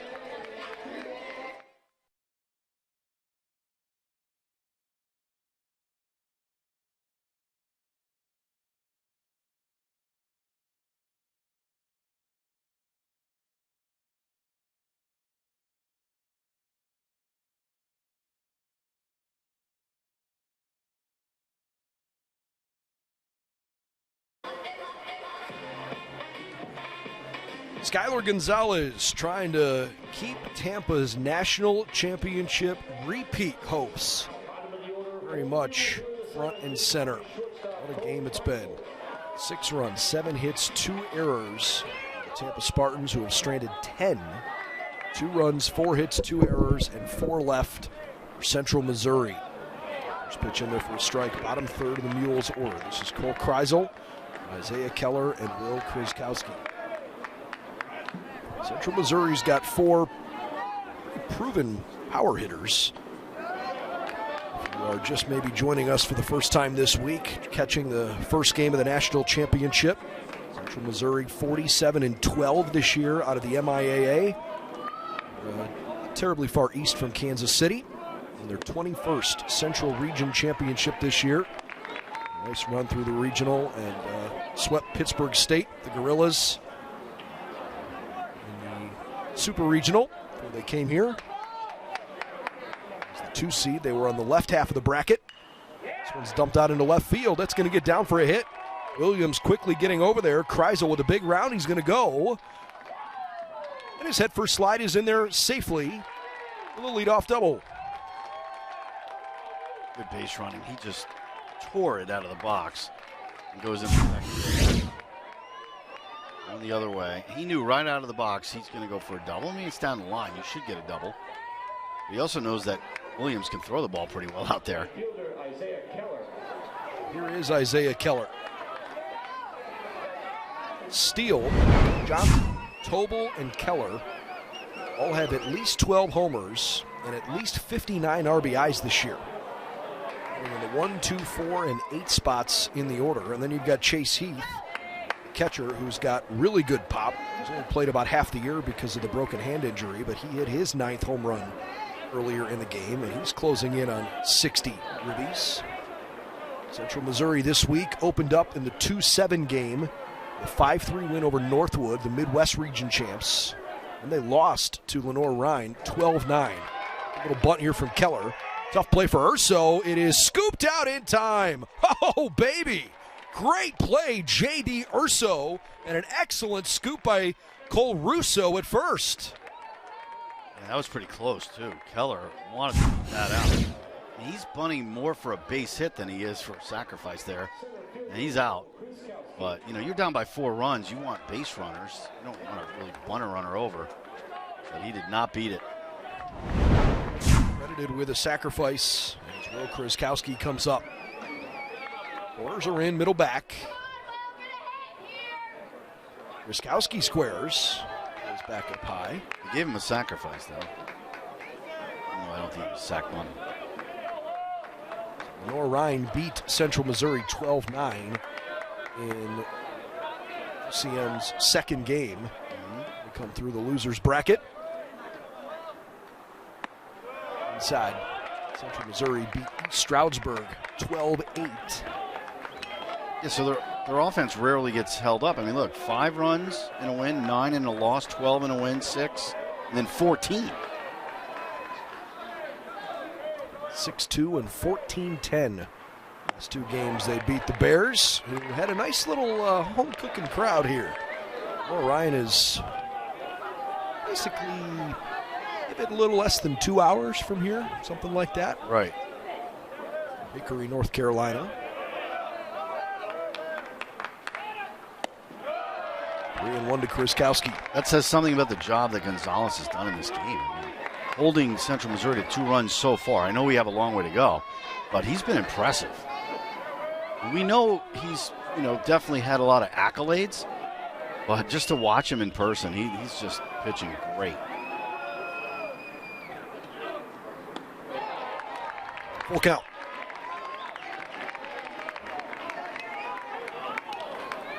You mentioned that he had some hiccups this year, Gonzalez, but he battled through those and pitching well at the right time of the year. Central Missouri offensively this week has been pretty good. They need a clutch hit here. That'll work. Krzyzkowski cracks one through the left side for a base hit. The Mules are back on the board for the first time since that 2-run homer in the 4th. It's a 6-3 ball game, an RBI from the 9-hole. Well, they've had a bunch of guys in the bottom of the order. Hollister, Keller. Now this guy, Krzyzkowski, 9-hole hitter. I mean, all of these guys are hitting over 300. And driving in runs in this tournament, it's a pretty deep lineup that they have. But back to the top, Jacob Steele, 0 for 3. He's due for a hit. As the runner breaks for second. Pitch is called a ball. Throw was almost into center field. That was a great leaping effort by Woodburn to keep that ball from sailing into the outfield. Head first slide from Krzyzkowski gives him his 14th stolen base of the season. Right away, UCM has another runner back in scoring position. Steele certainly has the pop to bring him around.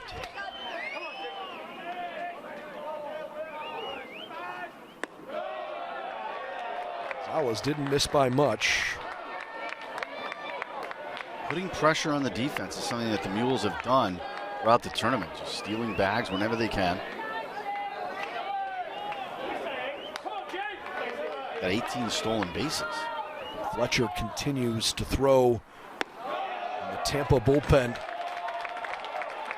Fletcher is an excellent relief option. There's Jacob. We've seen him a couple times this week. He and Michael Alfonso have both been rock-solid relievers late in games.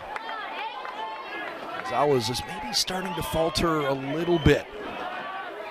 Steele can be selective. Ball 4. Walking him, not the end of the world. Puts a force play back intact. 2 on, 1 out. It does bring the tying run to the plate in David Johnson.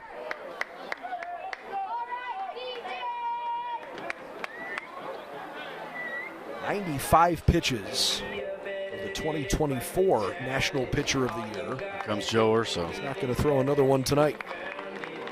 Tampa fans are on their feet, and they should be. Skylar Gonzalez gives a good effort. Joe Urso looking back at the home plate umpire. You could see the look on his face. He did not like the strike zone. So Gonzalez is done.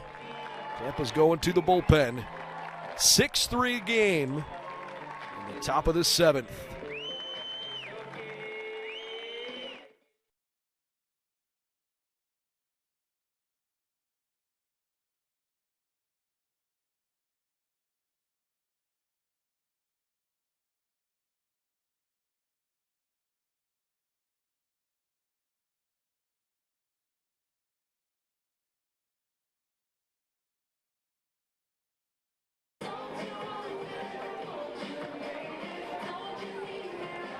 Tampa Spartans are going to the bullpen as the sun sets here on Central Carolina. Jacob Fletcher, their best and most trusted relief pitcher this season, is on in relief. The tying run at the plate in the top of the 7th for Central Missouri. Well, they really needed him the other day. When he pitched on Wednesday against Northwest Nazarene, their starter Satin just didn't have it. So he came in the first inning. He went 5 1/3 innings, 1 run, 4 hits, struck out 3, just settled everything down, and ended up getting the win to go to 5-0. Fletcher is an excellent pitcher. 6'5", 185. He pitched last year at USC Aiken. On for the 25th time this year, almost all of them out of the bullpen. 5-0, 6 saves in 49 innings with a 2.57 ERA. And his first pitch is a fastball. Usually 90 to 93 with his hard stuff for a strike. To your point, against Northwest Nazarene, he gave up just 1 run in that 5 1/3 innings. And against a Nighthawk lineup that was feeling pretty good, it was great. Big, healthy swing from David Johnson. 0-2. You don't win a championship now without using most of your players. I mean, most of your bullpen. You're really going to have to be deep to win this thing. The set and the 0-2.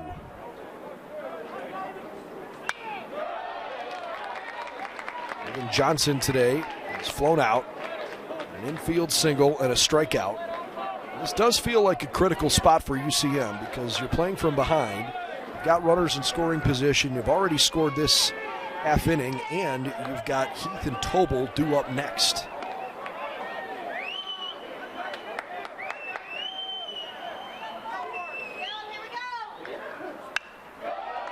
Even fouls off another good pitch.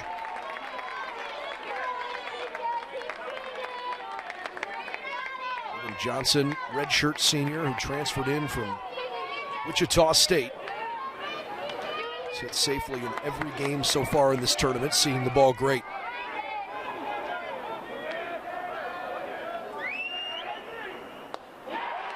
Right over the top of a changeup. Out number 2. That pitch has given him trouble.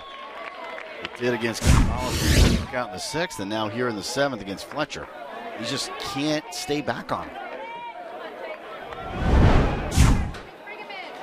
So Chase Heath to the plate. It's his big 2-run home run in the 4th that made a 3-0 game 3-2. Injected some life into the Mule offense. He's also seeing it well of late. 3 straight multi-hit games coming into the first of this best of 3. Obviously, with the home run, he needs another hit to keep that going. But Chase is playing well at the time of year that he is so grateful to be playing. Going back to the dugout, I think he needs a little pine tar there for the handle of the bat. Yeah, he wants the big pad. Getting it on his batting gloves. More interested in putting in the gloves than the bat itself. Okay. Stickiness. Chase has done a really nice job commanding a pitching staff that has had a lot of arms throwing this week and certainly today.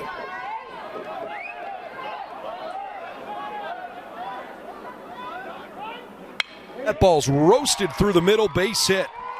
Bryzkowski on his way home, and he'll score with the throw being cut off. Chase Heath delivers. It's another multi-run frame for the Mules, who are hanging around with the number 1 team in the land. And he is locked in today. He had that home run earlier. Now he belts one up the middle, drives in another. 3 RBIs in this game, 9 in the tournament. And he is pumped. And any catcher who does what he does, working all those different pitchers, it's taxing. And then he still has the offensive side. How about that? 4 straight 2-hit games. The biggest stage that Division II baseball offers. Good for Chase. Vance Tobel trying to keep this thing moving along for the Mules. Skylar Gonzalez Still responsible for Jacob Steele at second. 2 outs in the inning. Gonzalez went 6 1/3. Scattered 6 hits, struck out 6, walked 3. Given up 4 runs so far.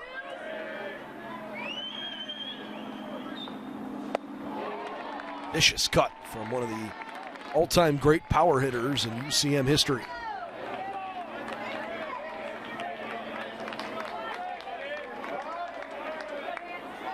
Understand he surpassed Brennan Van Bruysegen's home run record at home earlier this year.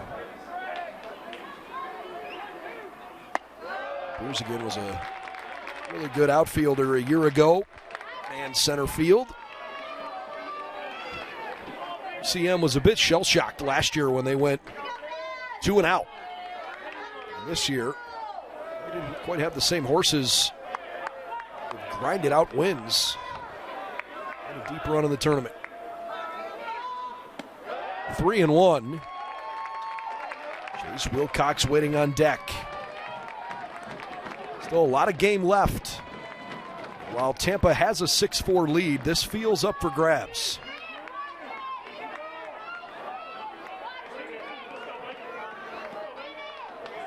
Fletcher's been a little inaccurate.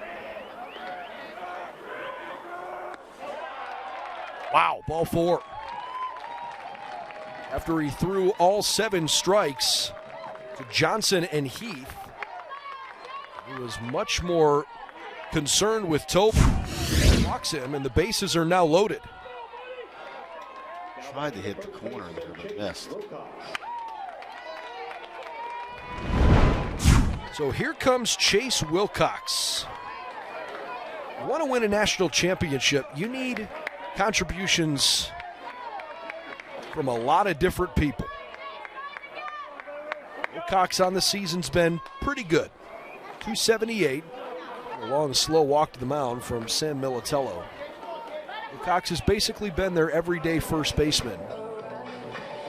And I would say he's been good compared to some of his teammates. Not quite as strong.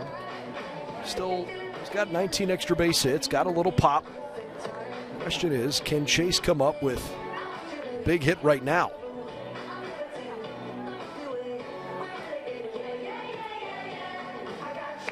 And usually Sam Militello doesn't make the pitching change, but he does here. Wow. All right, so Jacob Fletcher is coming out of the game.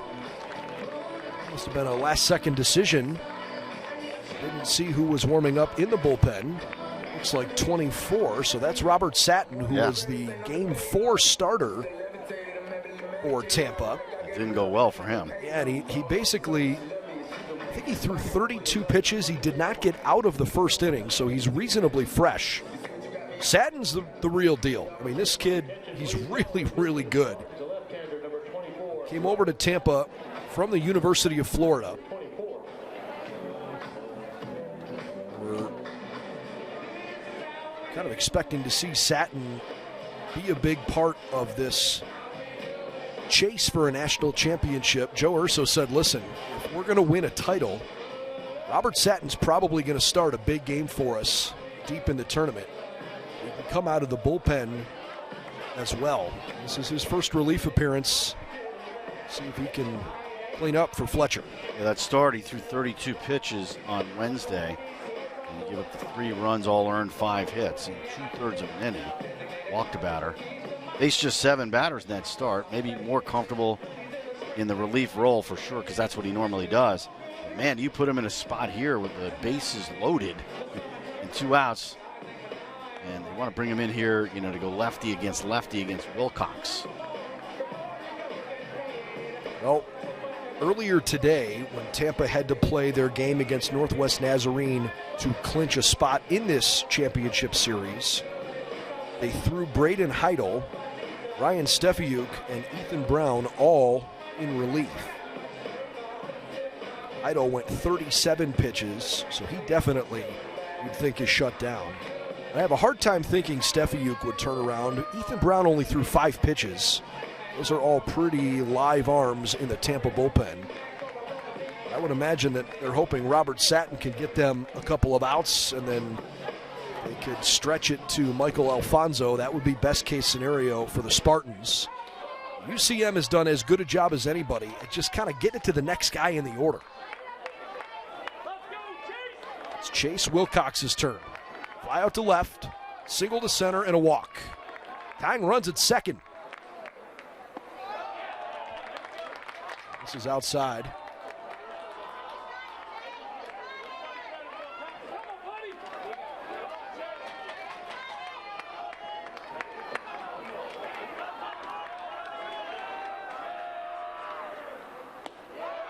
That pounds the zone on the outer half. Good look. Robert Satin is from Tampa. Went to HB Plant High School. Another good look, but Austin Adams said it missed the zone. As I mentioned, pitched for the Gators briefly as a freshman last year, and then decided he wanted to have some more opportunities and maybe wasn't where he wanted to be on the depth chart in Gainesville. Comes back closer to home, and he's a big part of this staff. Excellent pitch. Another fastball in the low 90s. 2-2.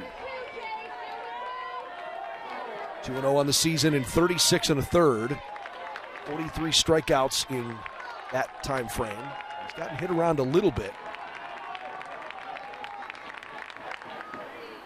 Wilcox didn't swing. Strike 3 called. Satin juiced up. Wow. Punches him out looking. Just kept pounding him down and away with hard stuff. Central Missouri leaves him loaded.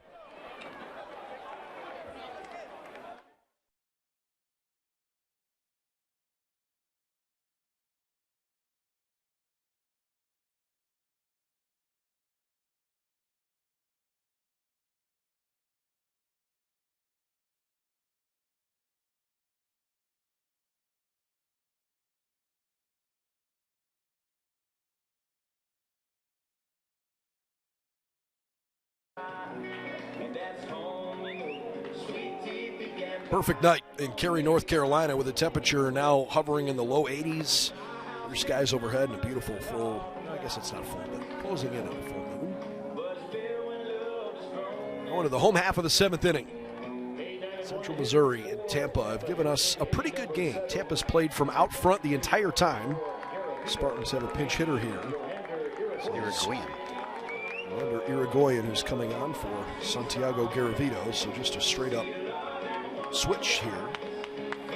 Going to stay in the game and catch. Something wild happens.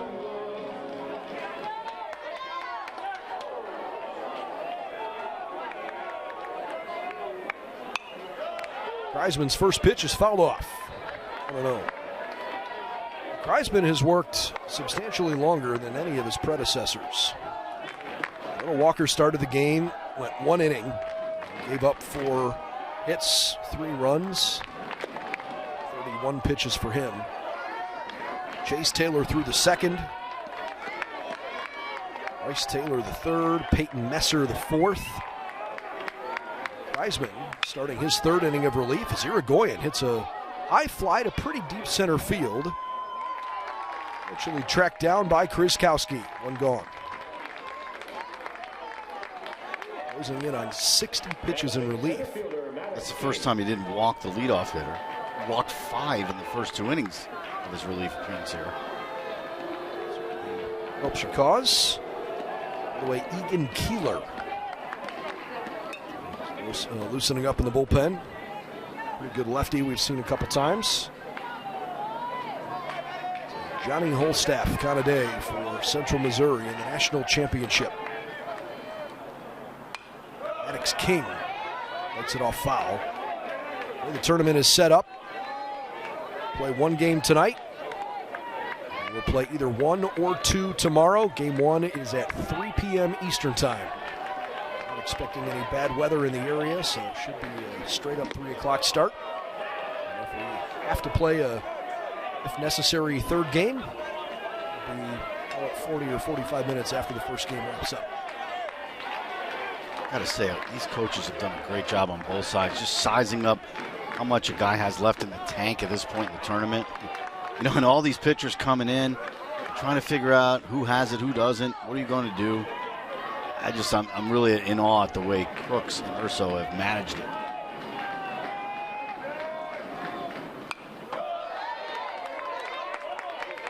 Two and two. They've done a great job. It's a long tournament. So many innings you've got to play in winning a minimum of 5 games, and technically you can lose twice throughout the week. Once before and once during best of 3. Swing and miss. Strike 3. Stuff there from Kreisman. It's a lot of baseball, and you got to have a bullpen you can really count on. Handle themselves between games. Off speed there from Jack. Let's get a lot of your guys to make sure that their arms can be as fresh as possible for the next game. Top of the order, Jordan Williams, who was frustrated with himself last time up when he struck out to end the 5th inning and left the bases loaded. 0-2, quickly down on the count. Kreisman, he's a sophomore, getting so much good experience the last couple of years with this team. Jack's been quite a bit more efficient here in the 7th. Sharp grounder, Hollister, nice diving stab, back to his feet, he throws out. A really quick runner. Nice play by Hollister at second. How about that? Tampa goes 1-2-3. The only time they had 3 up, 3 down was in the 3rd. They at least drew a walk that inning and needed a double play to get out of it. Central Missouri has scored a pair of runs in both the 4th and the 7th. Trying to keep it going as they come back to the plate offensively next.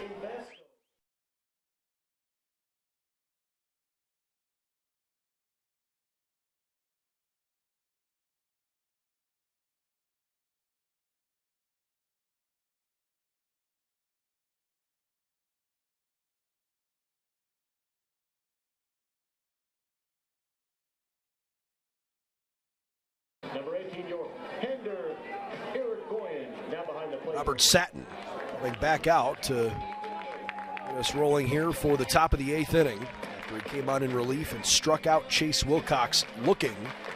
5, 6, and 7 Central Missouri left them loaded in the 7th. They got 2 across. Ruskowski and Heath both had run-producing hits.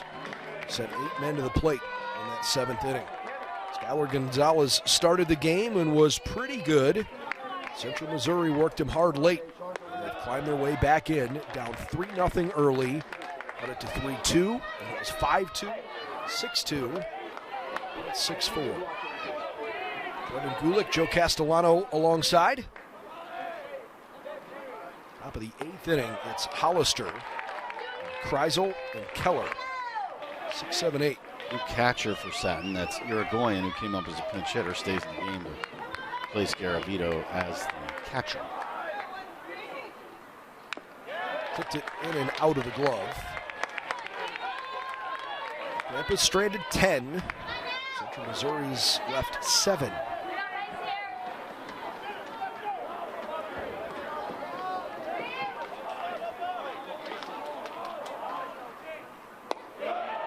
Out of the way. Tampa's taken advantage of some free bases. They've drawn 8 walks in this game. Of the guys that have walked, believe it or not, only 1 has come around to score. They also did have a hit batter that came around as Hollister starts the inning. A solid single through the right side. I really like his approach because if he gets anything out over the plate, most of the time, he's just thinking about hitting it the other way or up the middle. He's not trying to hit home runs. He knows who he is. He has really injected a lot of life into this lineup throughout this tournament. One kid with a bright future, Grant Hollister, from Blue Springs South High School. Okay, Cole Kreisel, his middle infield mate, local kid in Warrensburg, pops up a bunt, playable, and Russo grabs it. Ay, ay, ay, cannot make that mistake.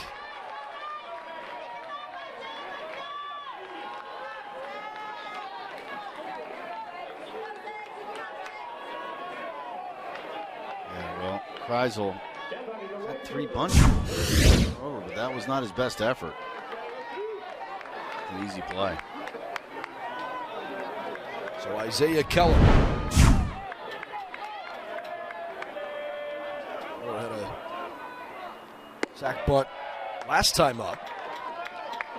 It's flown out and reached on an error by the second baseman, Braden Woodburn. It's actually a play where Woodburn committed 2 errors, a fielding error and a throwing error that sent Keller down to second. Takes it back into the glove. Isaiah's an Oklahoma kid from Broken Arrow. It's in the Tulsa area.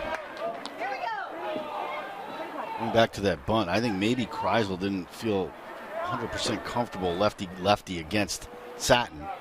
He probably felt like he could lay one down. That wasn't really, trying to sack bunt. Now we're getting really good instruction from Coach Crooks to Keller. Interested to hear what did he tell him here. Isaiah's had a whole bunch of big, productive, multi-hit games this year. The way he played in mid and late April was just fabulous. It's not been quite as hot since the middle of May, but still pretty good.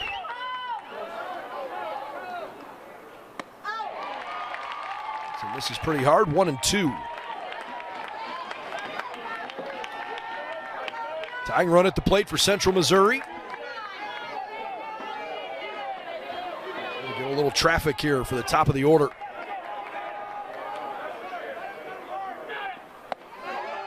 Fastball misses outside. Michael Alfonso is loose in the bullpen. It'll be interesting to see if Satin continues because he's been in there for those lefties. Right-handed batter on deck in Kriskowski.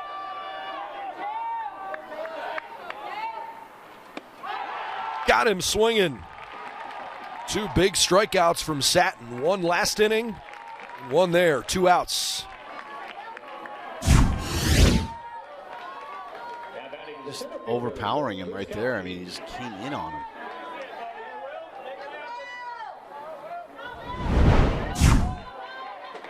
I think he saw it out of the hand very well there. Here's Kriskowski. This might be playable. Long run, and it's just barely over the fence, but nobody got there anyways. He had an RBI single through the left side last time up. He's also walked and struck out. It was a stolen base tonight.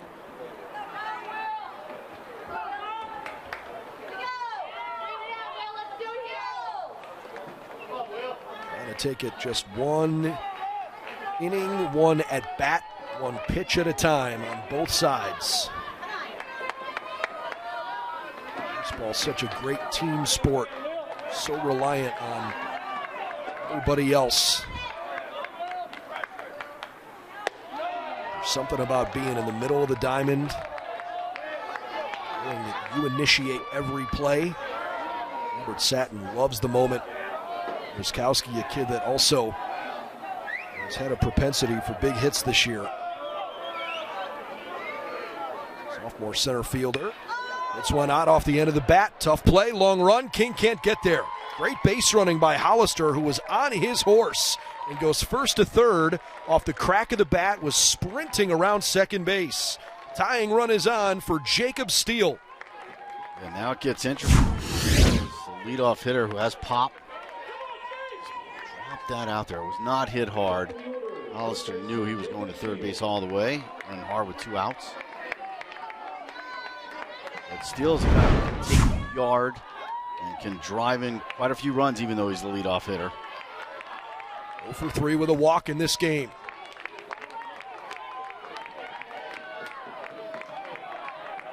Runners on the corners, 2 outs. That's a good-looking pitch, but called ball 1. Tampa benefited from a wild and wacky bottom of the 9th in the afternoon contest. We know firsthand it can be difficult to get those last few outs in a game. Even though nobody's season is ending after tonight's contest, you feel the weight of the moment.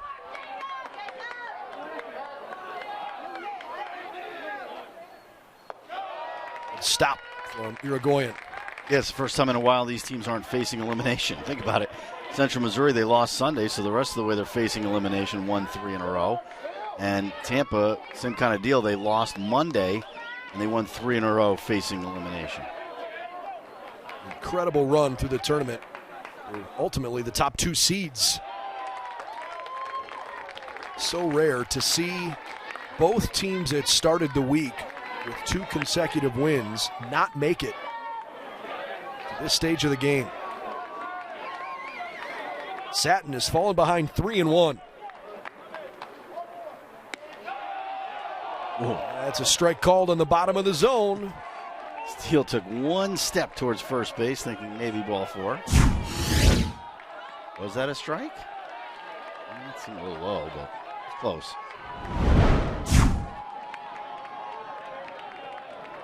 Ruskowski will be off. And that one is definitely inside for ball 4. And so the bases are loaded for David Johnson. You stay with Satin, or do you go to Alfonso? Well, you got to stay with him here because you got a left-handed batter. So you pretty much, this is why he's been in there. But he has to get him here, otherwise he's out. And here comes Sam Militello. Militello's going to discuss how they want to work Johnson, who has struck out in consecutive at-bats. Even has an infield single and a flyout. This game is so UCM to me. This is exactly what they've done all year long. Yeah. They just know how to stick around long enough and make you sweat. And they're good enough that if you give them an inch, most of the time they can convert, even without dominant pitching. I mean, they've literally approached this game as a bullpen game. They've threw 4 pitchers the first 4 innings, none of whom have thrown very many innings all season. Jack Kreisman has given them a little bit of length. He certainly has pitched a lot of innings this year. And on a game where you thought, gee, there's no way you're going to see J.D. McReynolds, might Central Missouri need its closer at some point? Find out. Johnson did not handle off-speed pitches well his last 2 times up striking out, but those were right-handed pitchers. It's a first pitch heater, didn't want to swing at it, and watches a strike.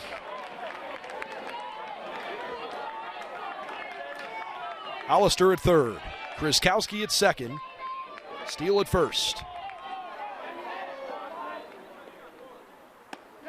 Those are 2 beauties. And Johnson just left the bat on his shoulders.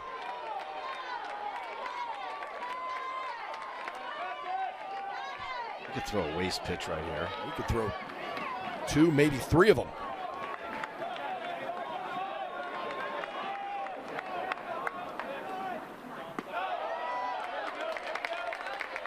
One and 2.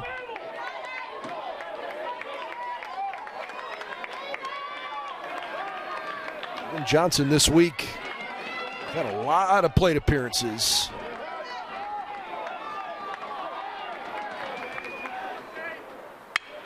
It's this one in the air with some carry deep down the left field line at the fence.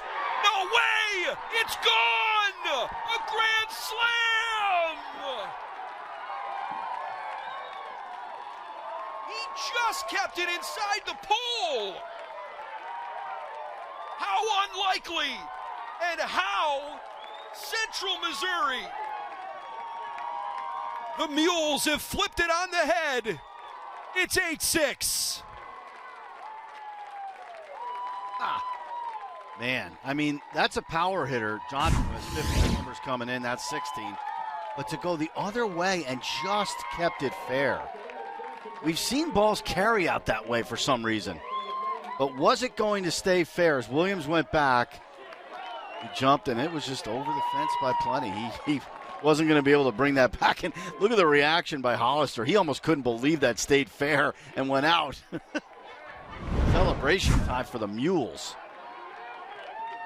Total shock for the Tampa Spartans, who are going to the bullpen. It's 3:30 down the line.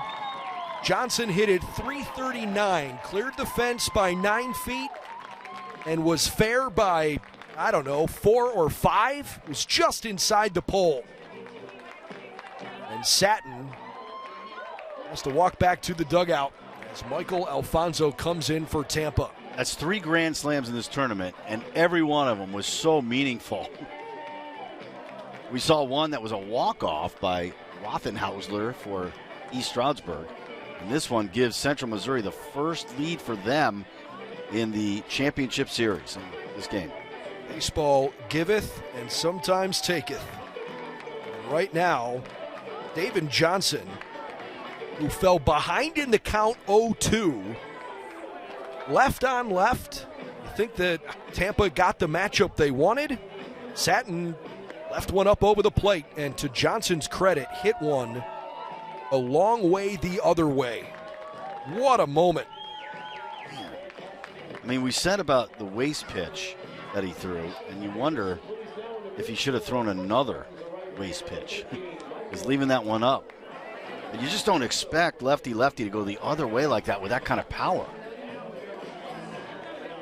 A stunning turn of events in the 8th inning as Michael Alfonso, the fantastic closer, is on in relief. He's given up 8 runs in over 28 innings this year, 2-1 with a 2.54 ERA.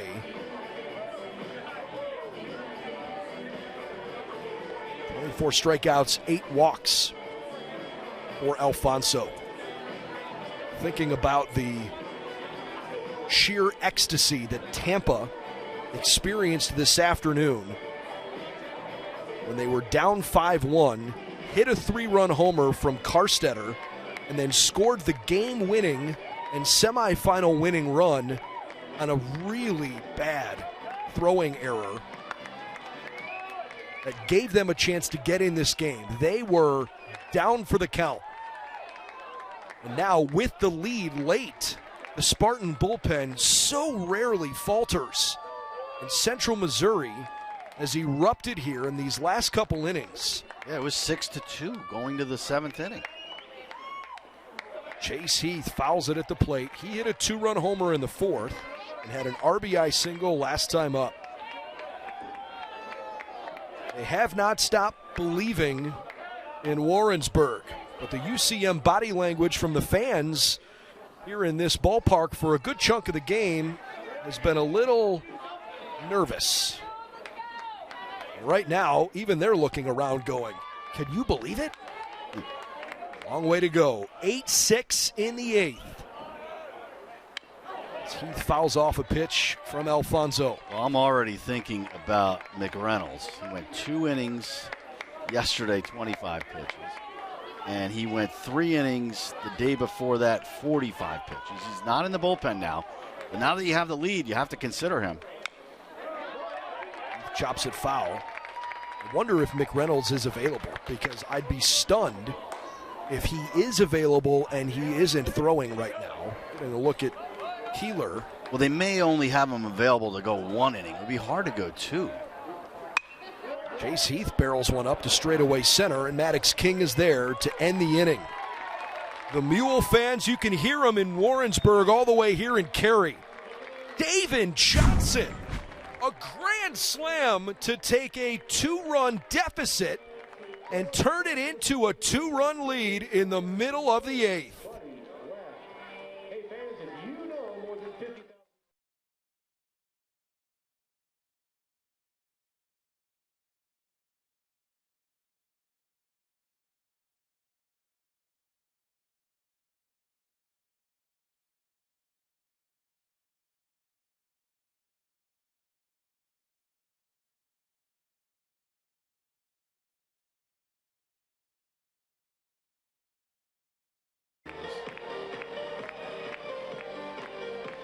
Jack Kreisman came into the game in the 5th inning with his team down 5-2, and it certainly wasn't mop-up work. But given that he had basically come in after each of the 4 guys before him threw only 1 inning, it just felt like Central Missouri was trying to prod this along and see, can we make something happen late? Well, now they have. David Johnson with an unbelievable home run, a grand slam down the left field line. Unfortunately, the advanced analytics that we have available to us here are only distance and exit velocity. We don't have launch angle. But you saw the highlight going to break there from the third base side looking at his bat, and it looks like he hit it straight up in the air. This is rolled up the first baseline foul. I mean, it just wasn't one of these no-doubt majestic homers. It wasn't a cheap home run, but he hit it to the part of the ballpark that you don't have to hit it very far. It's only 330 down the line, and he just kept it fair. Tampa fans are stunned. Well, it all counts the same. They got Kreisman, who's in line to get the win. I mean, making a relief appearance, his second here in Cary, and only the third of the season for him out of the pen. Swing and a miss. Saladino down on strikes to start the eighth. Kreisman seems to be getting more and more locked in. He's retired 6 in a row since he gave up an RBI single in the 6th inning. Remember, he was wild earlier. He had walked 5 in the first couple of innings. Now J.D. Urso. The back and forth that this championship tournament has provided for us. It's been quite a seesaw as Urso hits a high, deep drive to left center. Kriskowski at the fence. He leaps. He can't get it. It's gone. He caught it. He caught it? He caught it. No way. Yes. He caught it. He caught it right at the line. He caught it and never showed the ball, and then all of a sudden chucked it in. It was going to hit the top of the wall. I mean, watch Kriskowski here, lines it up, and then right at the top of the wall there, it looked like it was going to hit the top, and he was celebrating with his left fielder Tobel more than showing a baseball. Look, this is a great look right there. He brought it back. He did. That was going the top of the wall. It was going to hit right there at the top. Fouled it away. Well, excuse me for saying it was going to be a home run. That's all right. I thought I saw the ball disappear, and he never immediately showed it. I mean, what center fielder catches it and then doesn't say, hey, I've got it in my glove? He was more about celebrating with Tobel. Woodburn on the ground to second, and that ends the inning. I mean, the Mules have just come up with highlight after highlight. This is amazing. Will Kriskowski brings it back, robbing Urso. 8-6 UCM after 8.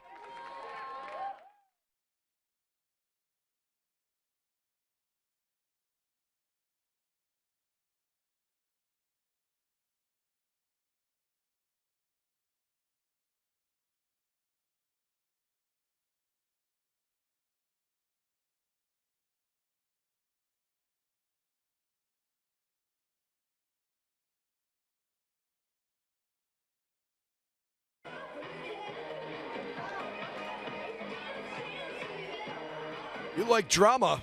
We've got drama here in Cary. Got one game tonight. And tomorrow we will crown a national champion, whether it takes 1 or 2 games to get it done.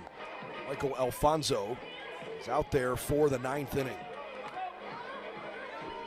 I'm still in awe of what Central Missouri has done the last 20 minutes. Yeah. David Johnson hitting a grand slam to take a 2-run deficit and flip it to a 2-run lead. And then Will Kriskowski going up and robbing a home run from J.D. Urso. As Alfonso with a big spinner or a strike. Vance Tobel, 4-5-6 for the Mules. We're trying to add to their lead with their first-team All-American closer, J.D. McReynolds, in the bullpen. Sam Wyrick is down there too. Alfonso and Tampa try to keep this thing just a 2-run game.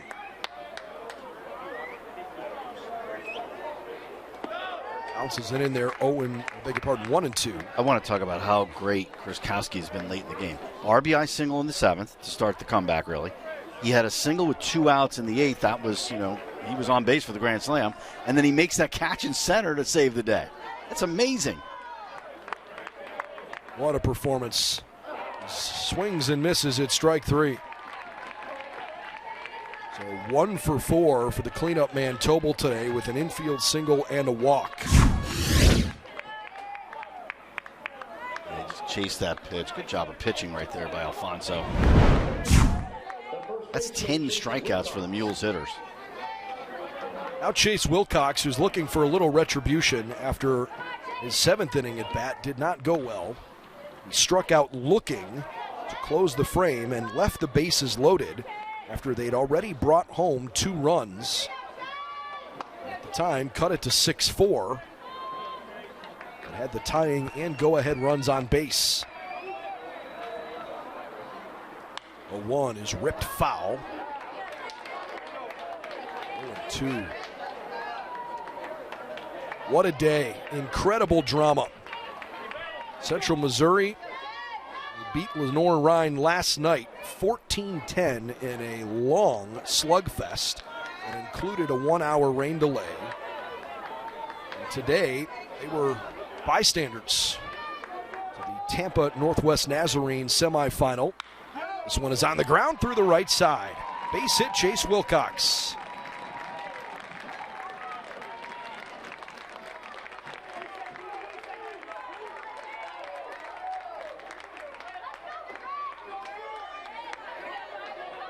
Pinch hitter coming up for Central Missouri, Brett Grupe. He's coming on for Grant Hollister.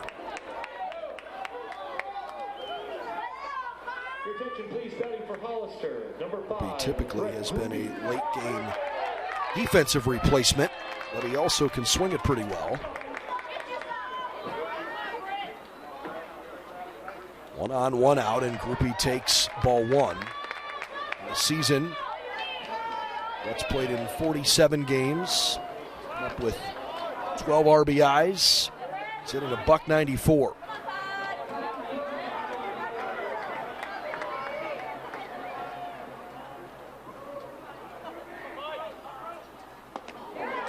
Big, healthy cut. 1-1.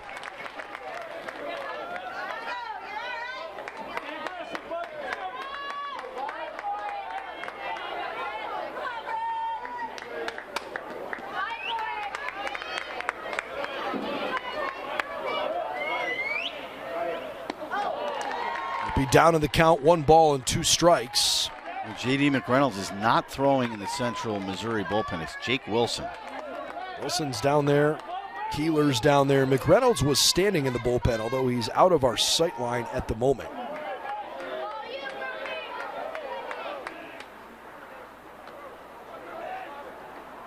One, 2, runner bluffs. It's a wild pitch.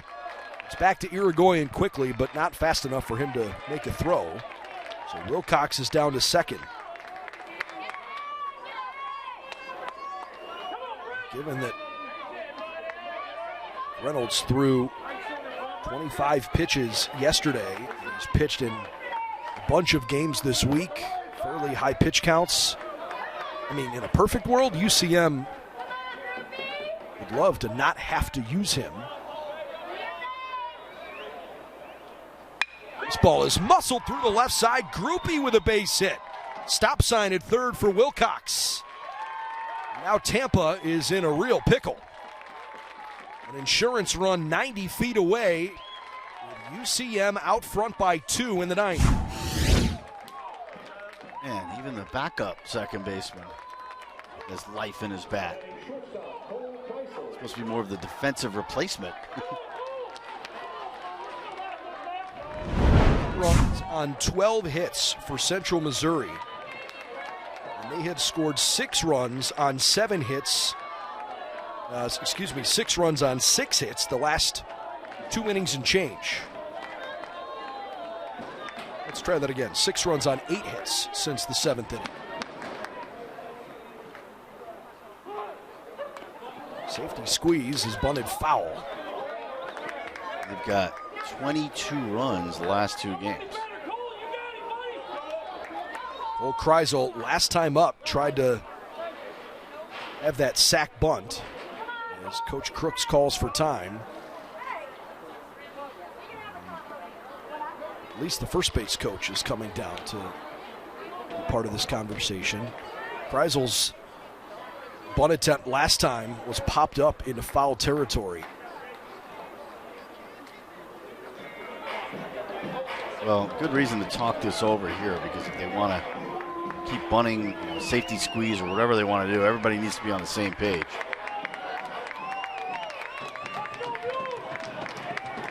It'd be a huge run to get in.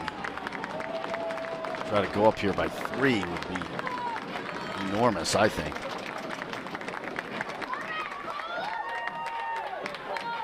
Central Missouri, the number 3 ranked team in the country. A 2 seed coming into the tournament. Tampa, the number 1 ranked team in the country. 2 programs that are certainly the standards of Division II baseball.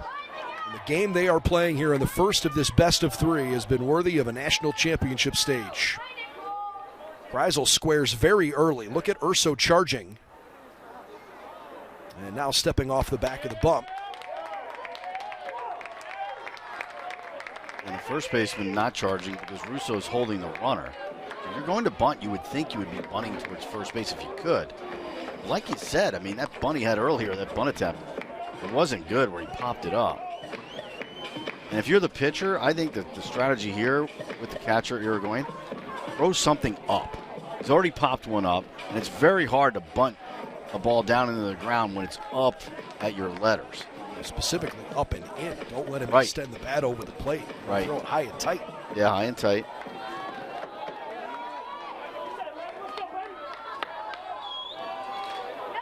A check of first base. Kreisel squares, pulls back on the pitch out. Would be the runner at first. This is such a critical situation on both sides.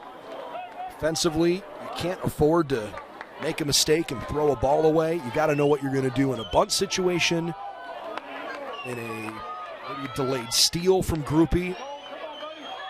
A lot to discuss here. Pitch out again. Kreisel squares. And he bunts it foul. 1-2. Best case scenario for Tampa. I don't think he's going to bunt again. Well, he can't be particularly confident with his inability to get it down the last couple tries. And if he puts it in play here and he doesn't get doubled up, they're going to score a run if he can hit a ground ball somewhere. Alfonso needs a strikeout. On the ground to second. Woodburn goes to second. The relay is not in time. Kreisel legs it out at first, and the Mules manufacture a run as Wilcox scores and makes it 9-6. Exactly what I was saying. Kreisel runs pretty well, and if he could just put the ball in play, and he's running from the left side of the batter's box there, home plate, and he just turns it on when he gets towards first base to beat that out. Isaiah Keller with 1 on and 2 outs. High in the air, that's got a little carry to it. Williams is on the track, feeling for the wall, but never gets there as he pulls in the final out of the inning. But how about these Mule bats late in the game? They had 2 RBI singles in the 7th. A grand slam from David Johnson in the 8th.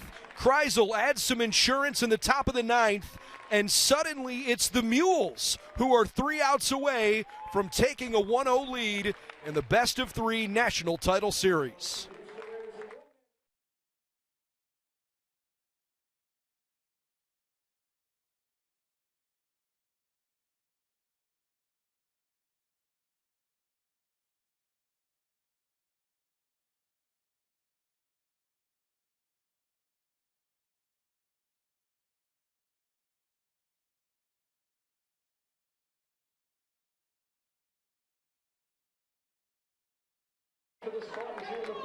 Well, Tampa doesn't have to go back too far in the memory bank because earlier today in the bottom of the 9th inning when they trailed 5-1, Kevin Karstetter hit a 3-run homer after a run had already come home to tie the game. And then a throwing error on a bad pickoff play allowed Tampa to score the game-winning run to punch their ticket to this national championship series. Can they come up with some more magic in the bottom of the 9th? It's Edgardo Villegas, Kevin Karstetter, and Cole Russo still facing Jack Kreisman. Talk about guts. Edgardo Villegas hits a high drive to right, carrying and gone. A Titanic blast down the right field line. Villegas has left the yard again, his third of the week, and it's 9-7. Wow. I mean, Kreisman was rolling. He had retired 8 in a row.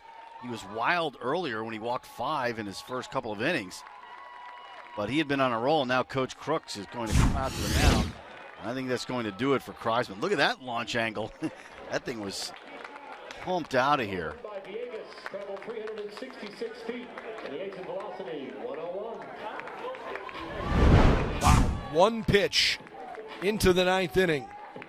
Kreisman feels the same pain that Northwest Nazarene felt earlier today. How about Villegas? 3 RBIs today, 11 in the tournament, 3 homers in the tournament. Look who's coming in for Central Missouri. They are not turning to their All-American first-team closer, J.D. McReynolds. Instead, for now, it's Jake Wilson, who is very, very good. But to me, at this point, it's becoming more obvious that McReynolds is only an option today in case of emergency, because this is absolutely the situation that you'd have him pitching, as Egan Keeler is loosening in the bullpen while Wilson is getting ready. Clutch hits galore in this game from both teams. As Edgardo Villegas, not big in stature, but boy, has this kid been great this week. He's got 3 RBIs today, part of a 3-for-4 game at the plate, 2 singles, a walk, and now a big home run here in the ninth inning. Tampa's still down 2, which means they need base runners, as Wilson has a clean slate here. This is empty, nobody out. Well, he's had a good year. 4.89 ERA, 6-1 record, 71 strikeouts in 53 and a third innings. But in this tournament, he's made 4 appearances and given up 4 earned runs in 5 2/3 innings. His ERA here is 6.35. He has struck out 7. He's also given up a couple of homers, so we'll see how it works out for Jake Wilson. 6th pitcher for Central Missouri. This has been an unbelievable college baseball game. Tip of the cap to Kreisman, who leaves the game on a sour note. On the very first extra base hit that Tampa has all game, by the way. Kreisman goes 4+, 2 runs on 2 hits. Struggled a little with his control. Walked 5, struck out 4 through 2 wild pitches. 76 pitches, 40 strikes.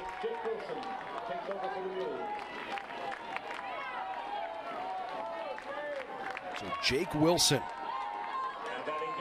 try to close this thing out. Give the Mules a big win.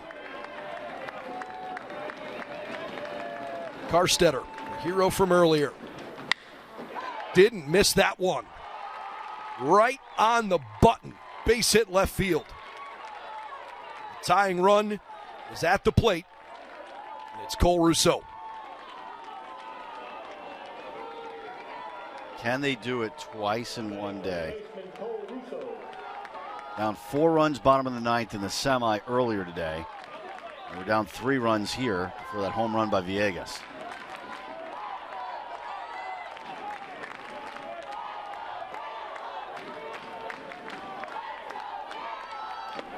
Rousseau watches a breaking ball for a strike. It is sweaty palms time on a humid night and a lot of tension here in Cary. Wilson's ready. Rousseau chased one. 0-2. Wilson, a lot of experience, his 6th year of college ball. Last year, the hero for the Spartans was J.P. Gates. Rousseau channels some similar energy. 1-2.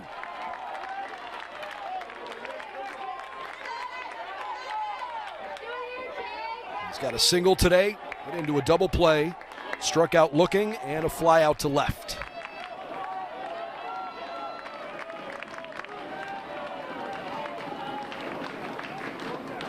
Right back through the middle, a single to center field. Karstetter sprints around second, and he'll be at third base standing up. The tying run is on as Tampa opens the ninth with a homer and 2 singles. Look at, he's celebrating after a single. He just hit that ball hard and contributing to his team. His second hit today. Fired up. Going to leave for a pinch runner now. Got a timeout here for a mound visit. Pinch runner for Tampa is A.J. Graham. He's now running at first base, number 25, A.J. Graham. This place is rocking. Well, they've had a left-hander in the bullpen. That's Keeler. He's been in that bullpen for a while, Egan Keeler. That Irigoyen coming up here, right-handed bat. King right-handed, and then at the top of the order, switch hitter.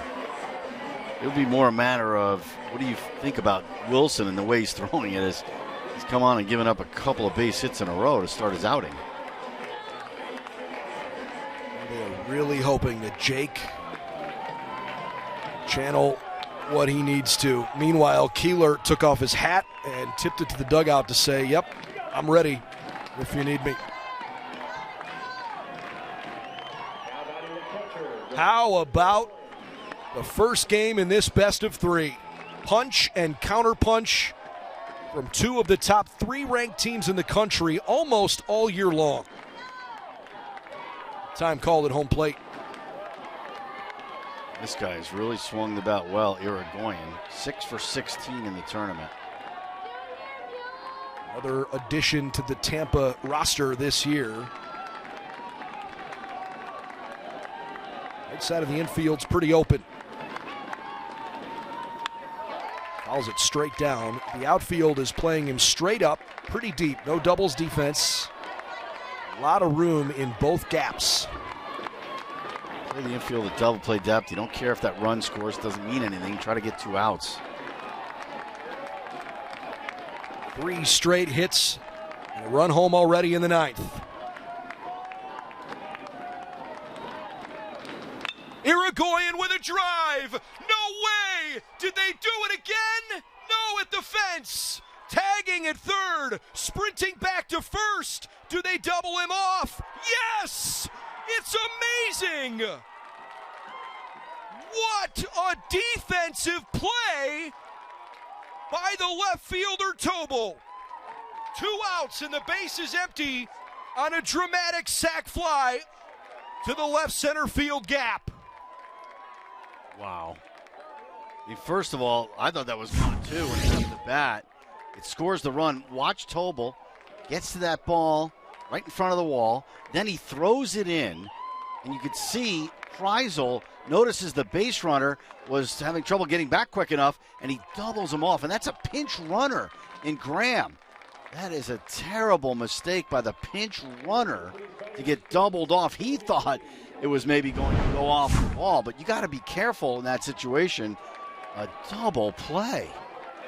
What a relay from Tobel to Kreisel to Wilcox.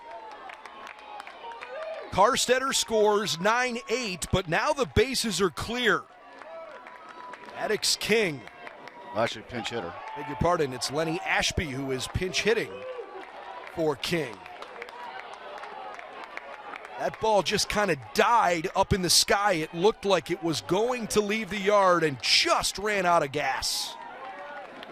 Great play by Tobel and by the shortstop Kreisel. Ashby fouls it back into the screen, and suddenly what looked like a big rally building for Tampa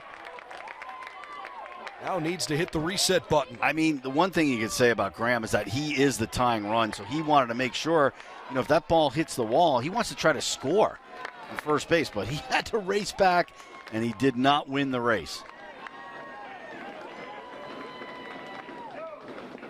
And one to Ashby is downstairs.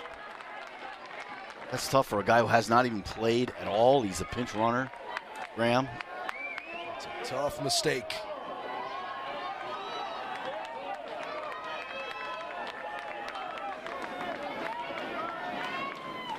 Wilson's 2-1 is a beauty. Backdoor breaking ball, caught the plate. 2-2. And Central Missouri is one strike away from taking a 1-0 lead in the best of three.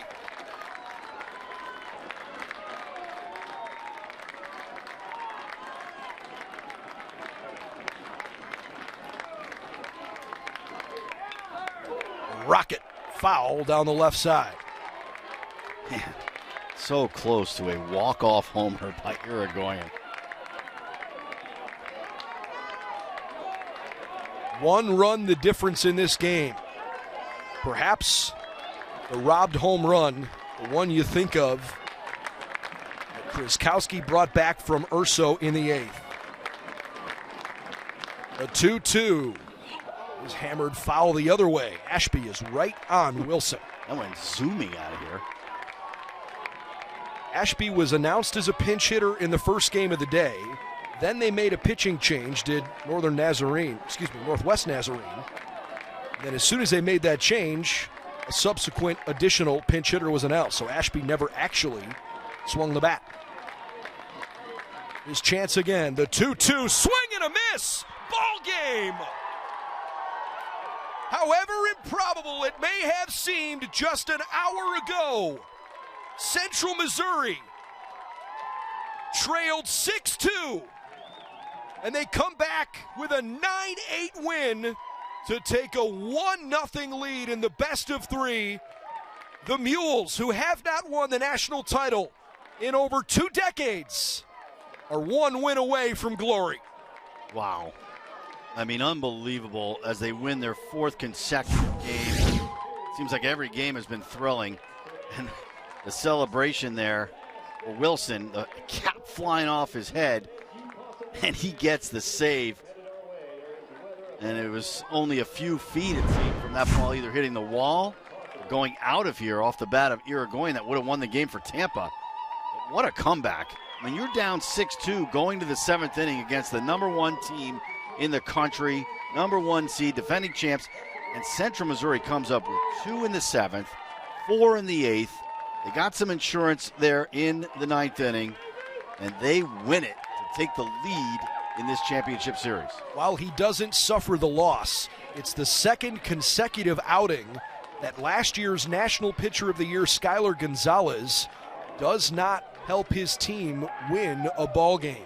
Back and forth. What an incredible, emotional game where Central Missouri goes to all of their bullpen options that, quite frankly, are the back end. They didn't use McReynolds. They didn't use Wyrick. Egan Keeler didn't throw. They started a guy who threw 9 innings all season in Jonah Walker. But 4 brilliant innings, gutsy innings from Jack Kreisman and some clutch late hitting. David Johnson with a grand slam in the 8th, and then Cole Kreisel added an insurance run in the 9th that was among the runs that made the biggest difference late. As you can see just how much that means to J.D. McReynolds. Yeah, I mean, he'll be ready to go tomorrow, you would think.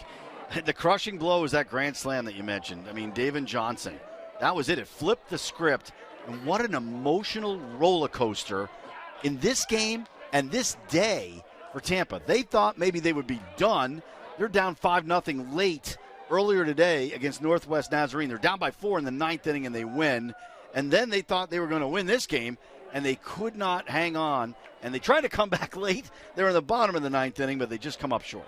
9 runs, 12 hits, 2 errors, 8 left for Central Missouri. 8 runs, 10 hits, 2 errors, 10 left for Tampa. What a day of Division II baseball.